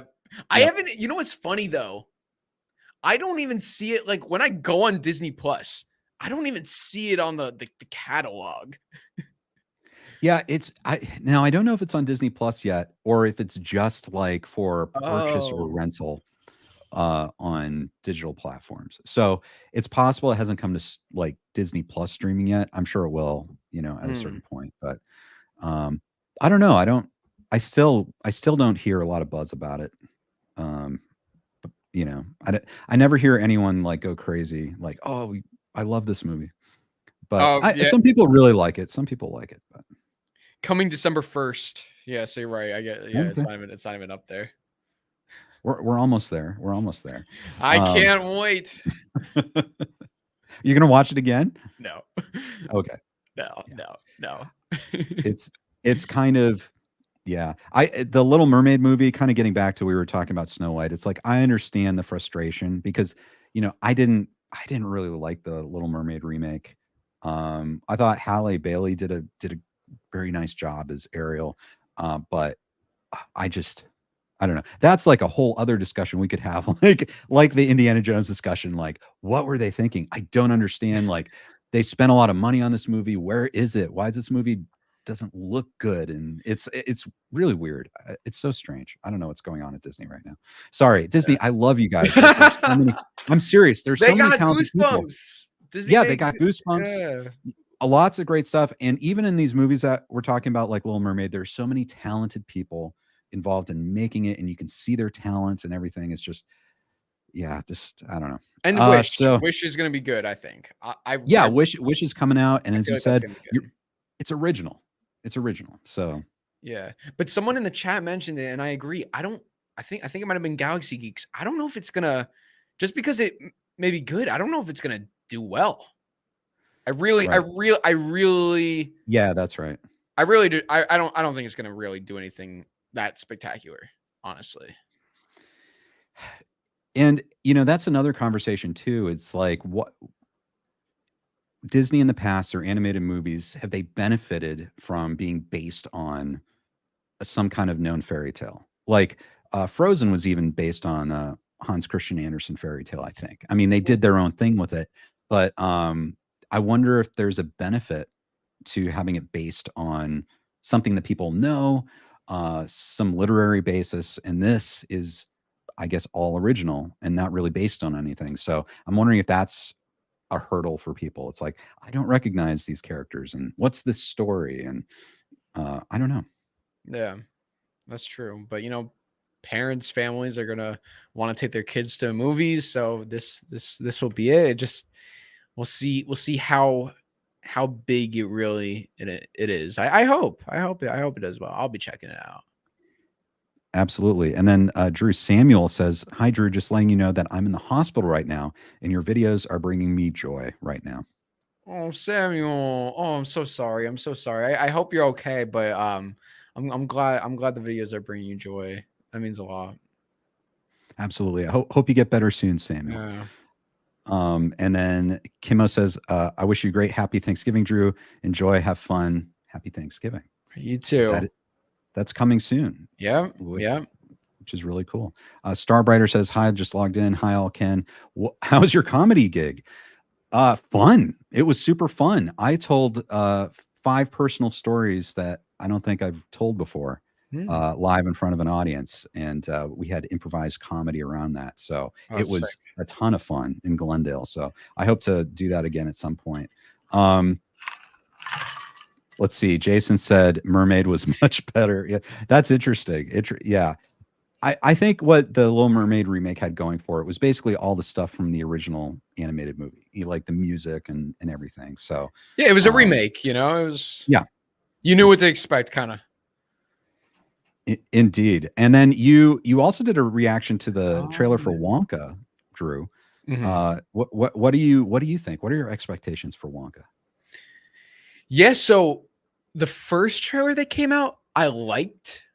I didn't think it was amazing. The newest trailer that came out, I really, really enjoyed. I think it set the tone more for what the movie was going to be about. Um, I I hope that this movie does well. It's I hope it exceeds my expectations. I I love Charlie and the Chocolate Factory. I don't have this personal, everyone's different, Mhm. for people who really love Charlie and the Chocolate Factory, this movie's going to mean a lot more. Um, but I am really excited for this because I think Willy Wonka is so interesting in those movies, and the fact that they're doing a prequel, like this is like them saying like, hey, like we want to tell the story of this beloved character. We have a story. It's like there is expectations for it. Right. You're providing a backstory on a character that we know and we love. This is part of the Charlie and the Chocolate Factory franchise, that we're all into. Um, I want to see that factory. I want to see like, how he opens it. And I want to, I think like it was, we got like some teases of that in the second trailer, which was cool. So I wonder how much of that. I don't know if like, I don't want it to be a thing where the whole time he's trying to open the factory and then in the very like last minute, it's like, yeah, we open the factory, the end. Like, no, I want to see like a little more with that. Like, Right. you get what I'm saying? Yeah, yeah, I totally know what you're saying. It's I personally come from I loved the book growing up. Like I Yeah. loved both of them actually. I love those books and I love the movie, Gene Wilder, the original movie. I even really liked the Tim Burton one with Johnny Depp. I thought that was pretty good too. Now, I have to say, I am skeptical about this movie. Mm. I'm not sure I'm going to like it. Ooh. I will see it. And I know that there are super talented people. It's the director of Paddington. He's doing this. But I'm kind of worried that this is going to be like off and not quite right. But Drew, I'm going to hold on to your optimism and I'm going to go in there. And yeah, I mean, it looks visually great and hopefully get introduced to a wonderful new world. Yeah. I think honestly, if this wasn't Willy Wonka, I probably wouldn't care. I Right. I think the only thing that interests me about this movie is that it's Willy Wonka. And yeah, I would agree. Like the trailers alone haven't sold me to thinking, oh, this is gonna be amazing. I think it's gonna be I have hope. Like, I have Yes. optimism for it. So I'm kind of neutral. I'm not like this is gonna be the greatest thing ever. This is gonna suck. I'm kind of like, I don't really know. Because also a lot of times with these trailers, they hold stuff back. Trailers don't always dictate the tone. Um, so we could Yeah. get a completely different movie. Yes. I know we'll have to see. That's coming out super soon. Justin said, "Oh, maybe the soundtrack will hook you, Drew. We haven't heard any of the new songs yet." You're right For because Wonka? there might be songs. Yeah, yeah. Like the original was sort of a musical. Come with me There and you you'll go. see. Be, come and you'll be in a world of pure imagination. Yes. Oh man, I love that. I Oompa love that. loompa doopa dee doo. And that's the thing. Like for me, Gene Wilder was perfect in that role. And I was shooting some stuff for my friend Brian, who's been on KenCast before, and he was covering the Jewish Film Festival, and they had the world premiere of a documentary on Gene Wilder. Mm. And I haven't had a chance to see it yet, but I want to see it super bad. It was produced by Leonard Nimoy's daughter, interestingly. So he's just so talented, so good in that movie. Kimmo says the Scissorhand Edward movie will also get a sequel. Really? Is that happening? I hadn't heard. I'd be very interested. I'm not familiar with That that. yeah, What I is know that? they're shooting Beetlejuice too, but that would be interesting. I don't know. Did Edward Scissorhands did he die in the original? Like the character? You're not thought talking to maybe me, you right? had. Oh, oh, have you seen it? Have you seen Edward No, I Scissorhands? haven't Oh, seen okay. it. So I'm Okay. like, ask the chat. Yeah, I'll ask the chat. Did Edward Scissorhands, the character, die in the first movie? The thing is, even if he did, I guess I remember the first movie. It's been so long. It's almost like a fable told by an old Winona Ryder. She's in like old lady makeup, kind of telling the tale. Oh, Jason says no. Okay. Thank you, Jason. If that's the case, maybe we'll get a new story from an old lady Winona Ryder telling more stories about Edward Scissorhands. Johnny Depp might be up for that. Kelly Gray said no, it was ambiguous. Yeah, good. Okay. I think that's totally possible. Like Johnny Depp might be down for it. I don't know if I don't know if Tim Burton, maybe Tim Burton will go back to it. Who knows? He's doing Beetlejuice too. Maybe that was an amazing experience and he'll go back and do it again. That's right. She made the townspeople think he was dead. Okay. Sorry, Drew. You should definitely check that out, Drew, though. Just forget what everyone said. Don't pay Oh no, attention. oh no, it's fine. Yeah, Yeah. I had no idea what was going on anyway, so all good. Okay. Yeah. I would I would yeah, just forget it. But check out Edward Scissorhands. I think if you enjoy Tim Burton movies, you'll like it. Yeah. All right. Well, Drew, thank you so much for joining us today. We've had like an amazing chat. I think there are probably news stories coming out all the time, and we could talk for about 3 hours longer. Maybe we'll just have to pick this up some other time soon and just keep having these discussions. It's been so much fun. Yeah, I know there's so much. There's so much I want to talk to you about. Quickly, I did want to mention to you. Have you heard the Daily Wire with the Snow White? Have you heard about that one? Yes, Brett Cooper, right? She's playing Snow White. Yeah, Apparently. I don't know. You want to share that one quickly? Just while we were on the topic of Snow White, just to kind of wrap it up. Right. I know the only thing I know is that the Daily Wire, which I guess is a kind of a right-leaning outlet, they're jumping on into this whole Snow White controversy, and they decided to sort of troll Disney and do their own Snow White movie that is like super faithful to the original story, or whatever. And they cast Brett Cooper, who's a YouTube commentator, kind of a famous YouTube commentator, and I guess actress, as Snow White. You can watch the trailer for it. I mean, it's the trailer's basically Her you get turning around, like yeah, she's turning around. There are like shots of animals in nature, and she's singing some song, and I don't know. But some people, it looks low budget, but nice, I guess, nicely shot. And so we'll see if that's good. I don't. What do you think? What do you think, Drew? I thought it was good. I thought it was like, yeah, it was very, very nicely shot. I just think the whole situation is like funny. I give my thoughts about these certain things, and it's interesting to get in the discussion about these controversial topics. Just because you get in the discussion of it doesn't mean you need to, do what everyone else is doing. Because there's so many people out there that are making videos, like 10 videos a day on Snow White, who like, do you even like care about the Snow White movies, or do you just want to like, it's like funny. 45-year-old guys that are like, oh, I'm so angry. Yeah. But you know what though? I find it funny. Like the thing is, like, not to discredit them, like it's entertainment. They,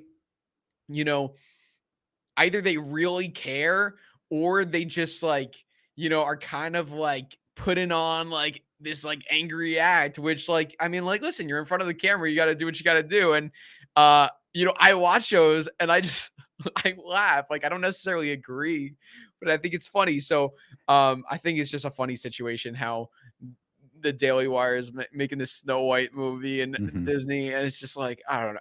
It's like you gotta look at it and just kind of just laugh and just have some fun with it, Right. I think it's fun. I mean, that's what you do, right? If that's the best thing, if you think that Disney or any studio is not making the content that you want, hey, go out and make your own movie, right? I mean, we can all do that. So that's cool. They have every right to do that. And I will say though, like, in defense of these like older guys who are upset all the time, That's from a different era. I know a lot of people think of Disney being like for girls, and they've really kind of pushed that with the Disney princesses now. And so like Disney movies, I think, are more pitched towards girls and women. I don't know if like young boys probably enjoy it too, but that wasn't necessarily the case, let's say back in the 80s and earlier. Disney was really for everyone. And I think these classic Disney movies probably were an important part of these now grown men's, young lives. And so they kind of feel like what they love is kind of being messed with and taken away. And yeah, it's not for them anymore. I think that's maybe where all this is coming from. It's like the stuff that they loved, it's like being taken away from them, or I don't know. But so yeah, that's probably a whole other discussion. I'm not an expert on the whole Disney phenomenon with Disney princesses and girls. It's brilliant what they've done marketing wise, but I don't know, Drew. Would you say that like Disney stuff is not really pitched at boys so much, or do you get that sense? Like nowadays, you mean? Nowadays, I'm not would sure. boys want to go see Wish?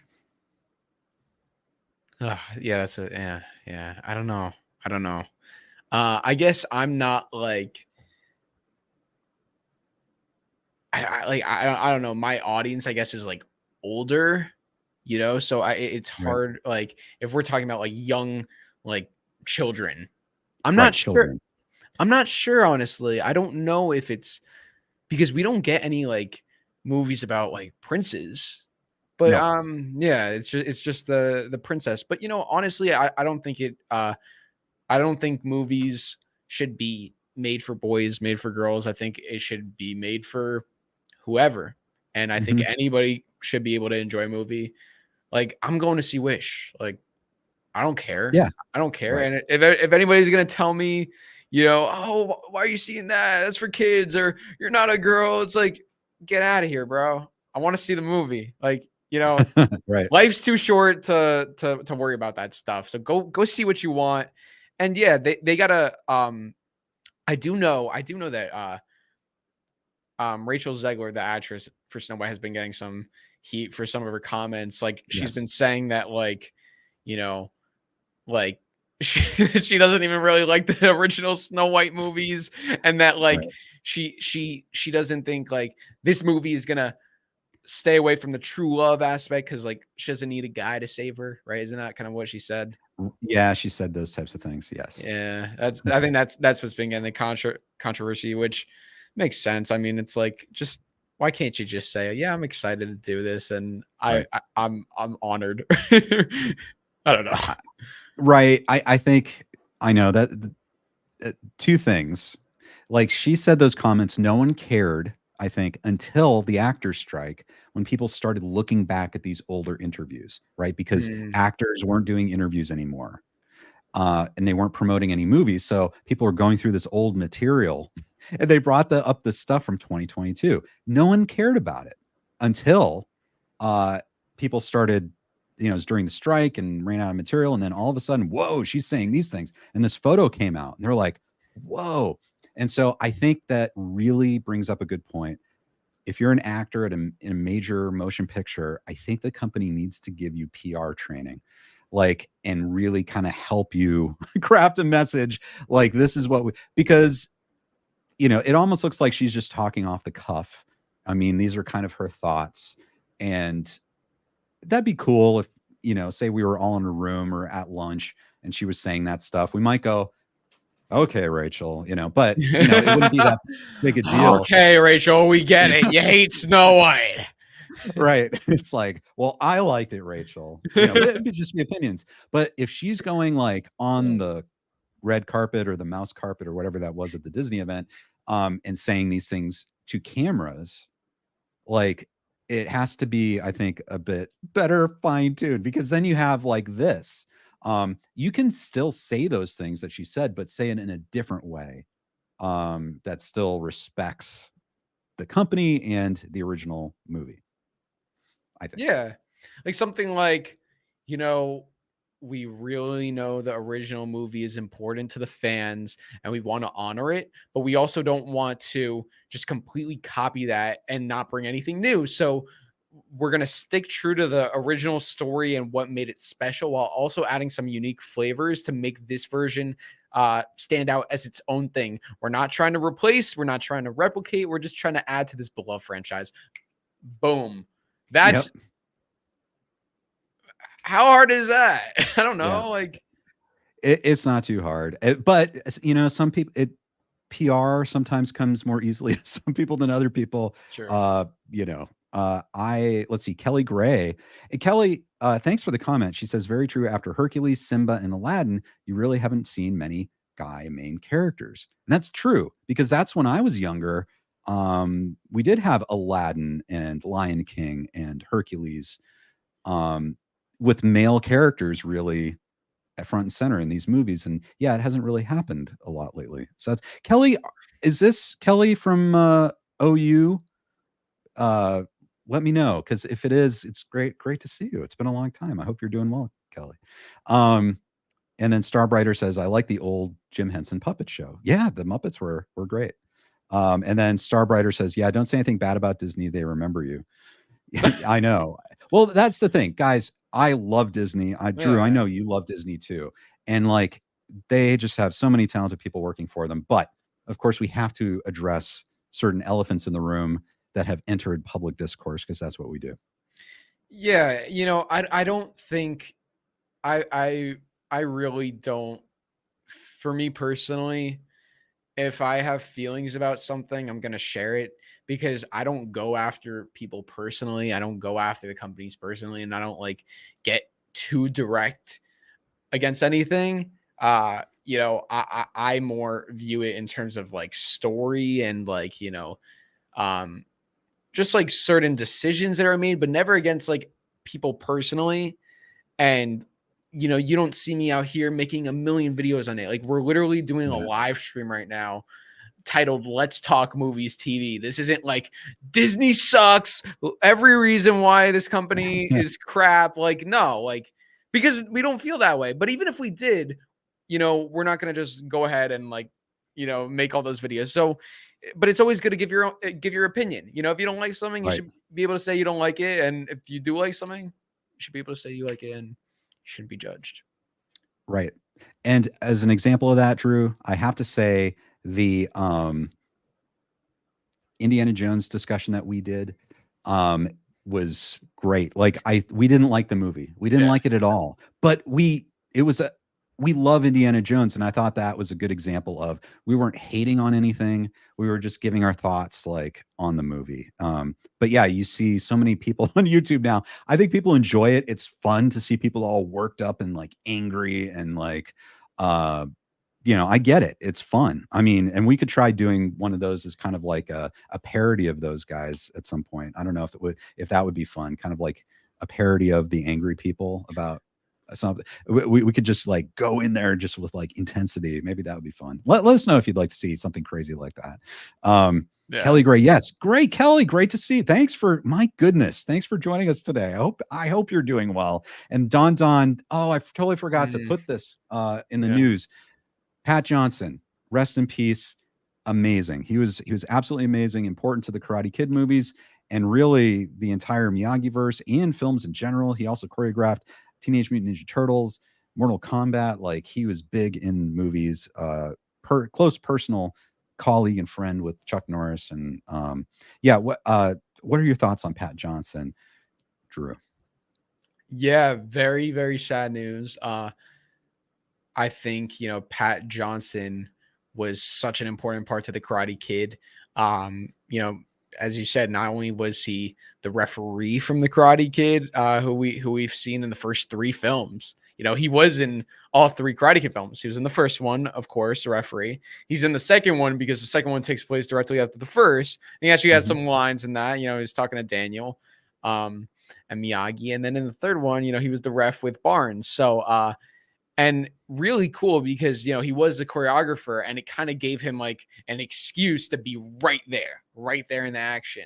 Mhm. They did something similar with Hiro Koda, I believe that's his full name, who was the choreographer for Cobra Kai season 1. They had him also referee. But anyway, back to Pat Johnson. Yeah.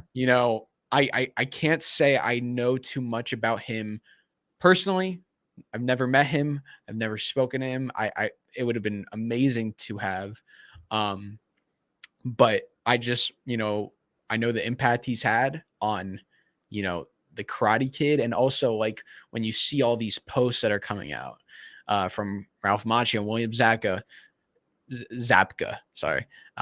Guys that don't use social media, the fact that they're Right. coming out to, remember him, it says something about who Pat was. And he seemed like he was a great guy, obviously extremely talented, and yeah, he'll be missed. So now what are your thoughts on this?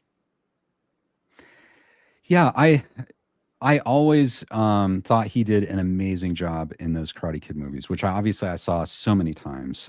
Every one of them I saw so many times, and I didn't know who he was really. When I saw Karate Kid, it was actually part 2 was the one I saw like probably 20 times before I saw Karate Kid 1.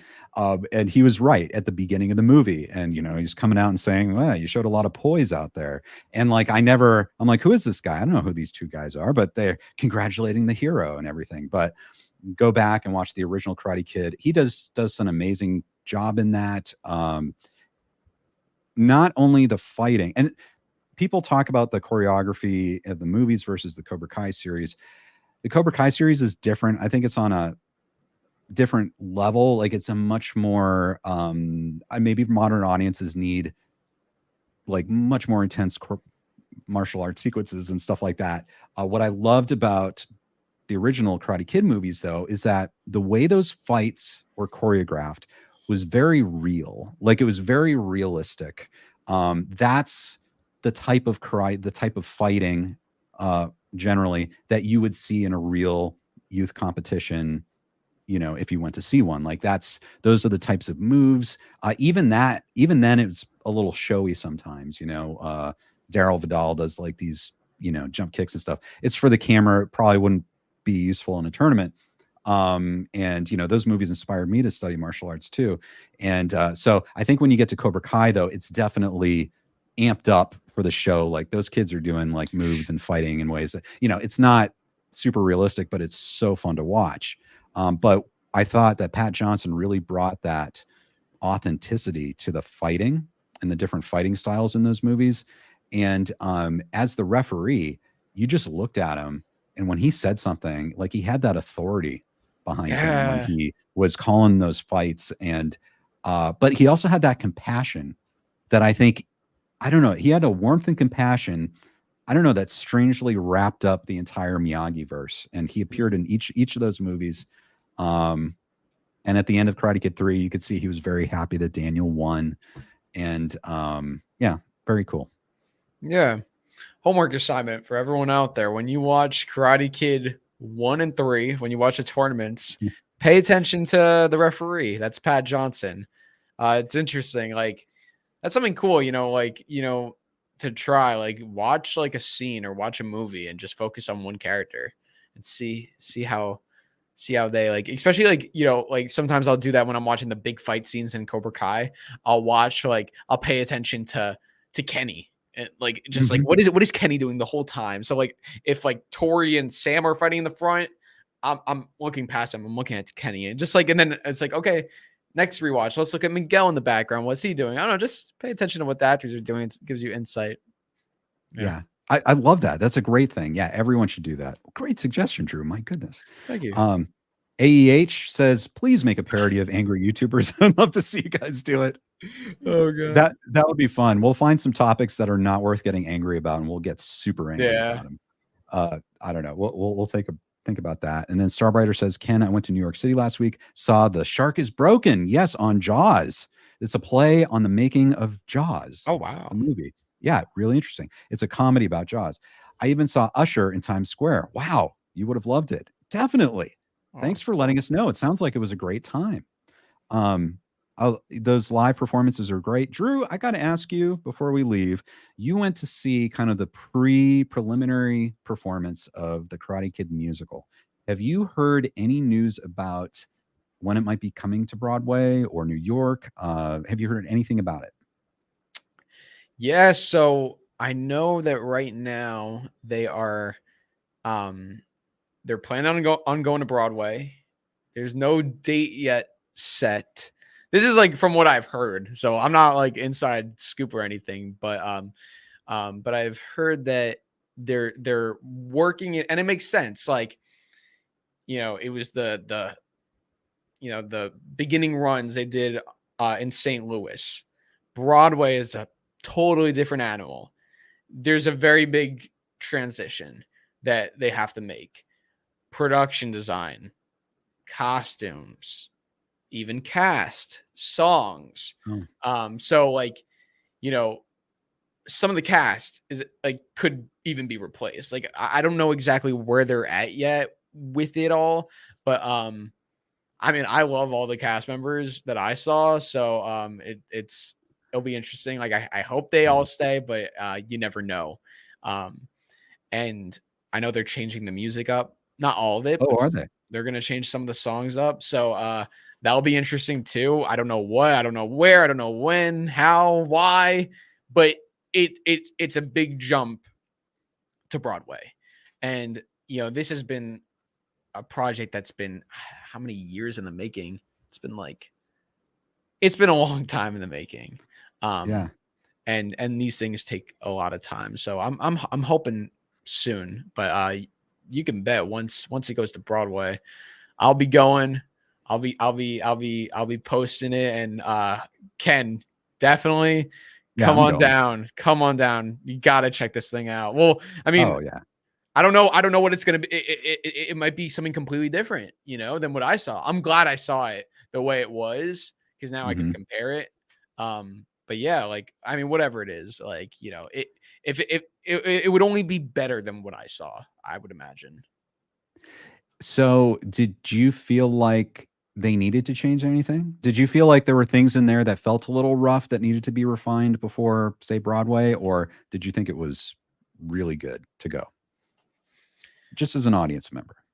That's a good question. Um, so I actually just saw the Back to the Future musical recently Yeah. Yeah. on Broadway. Yeah. And when I saw that, I was like, oh, this is a Broadway production. There Okay. was, yeah. So it really opened my eyes. And then I saw Wicked too, and last year, and the production design is a lot different. And Mhm. I mean, that's obviously something that they just didn't have access to. I thought it was good. Don't get me wrong, I thought it was good. But it can be better. It can be better with a different production design. Now, the songs, I love the songs. So like, it's Yeah. like, why are you changing the songs? Don't change the songs. Story, I enjoy the story. There are some things in the musical that they do that are not from the original film, and that caught me off guard. So I'll be honest, the first time I saw it, I was like, wait a second, what? But then I watched it like 3 other times. So I was like, okay, like I love it. It's fine. The beach Are scene, or I don't want yeah. to, or I don't want, I don't. Well, Yeah. I'll ask you this, or are there things that, like, contradict the characters we know? Or does it harmonize pretty well? No, it harmonizes pretty well. It only adds to it. Okay. Like it's very interesting. Like you're not gonna get. It's not it is not like, okay. So when I saw the Back to the Future musical, it was actually very interesting because I was able to compare it. The Back to the Future musical stays more true to the movie than the Karate Kid musical. And Okay. when I say that, I mean the Back to the Future musical pretty much plot for plot is the movie. The Karate Kid musical, there are a couple of plot lines. There are multiple plot lines that are not even the original movie, and that they do for this story. They kind of create a new story within it. And honestly, you know, having seen it 4 times, I saw 4 times, like each time I saw it, like the first time I didn't know what to expect and I Right. really loved it. But then once I knew what to expect, I just like enjoyed it even more. Cause Right. there were certain parts that just caught me off guard.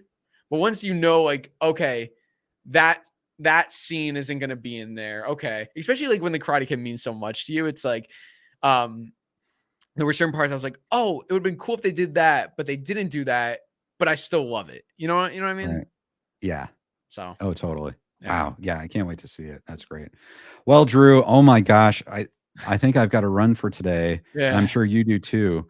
We had such a great discussion today, and thank you everyone in the chat. I'm sorry we couldn't get to everyone's comments, but we'll be back to talk either on my channel or on DrewTube, or maybe Cobra Kai Kid channel when that stuff starts happening again. You know, but Drew, it was so great to have you on. Everyone, if you're watching now and you're not subscribed to DrewTube, go subscribe to DrewTube. For those of you on DrewTube, watching on DrewTube, if you enjoyed this today, consider subscribing to Ken Cole. We'll keep you updated with all kinds of great stuff. And Drew, do you have any final thoughts for today? Yeah, I just want to say, you know, thank you to the chat for everybody joining and all of your lovely comments. Really means a lot that you guys are here and supporting us today. I love all the positivity. And Ken, always great talking to you. I was really looking forward to this discussion today, and I loved how we were able to just go from thing to thing to thing. I mean, like, I could keep talking to you for longer. There's so much more to talk about. And obviously that's a conversation for another day, but you know, like every time I really feel like we have great chats, and it's Yes. interesting to explore all the areas. So yeah, thank you for having me on and for doing this, for chatting with me. It was a lot of fun. I enjoyed it. 100% Drew, and looking forward to doing it again soon, because you're right, we're gonna have so much news, so many things to talk about coming up. So well, Drew, have a great rest of the day, and all of you, thank you for watching. If you enjoyed this video, go ahead and hit like, subscribe, and leave a comment if you're watching on replay. We love to hear from you, and that comment below the video, not in the live chat, but below the video, lasts forever, and we'll see that and everyone can see it. So please share your thoughts with us, and we look forward to seeing you next time on KenCast. Have a good day. Want to be part of the live KenCast show? Subscribe to the Ken Cole YouTube channel and hit the notification bell to get alerts about every new show. Thanks for joining us, and we look forward to seeing you next time on KenCast.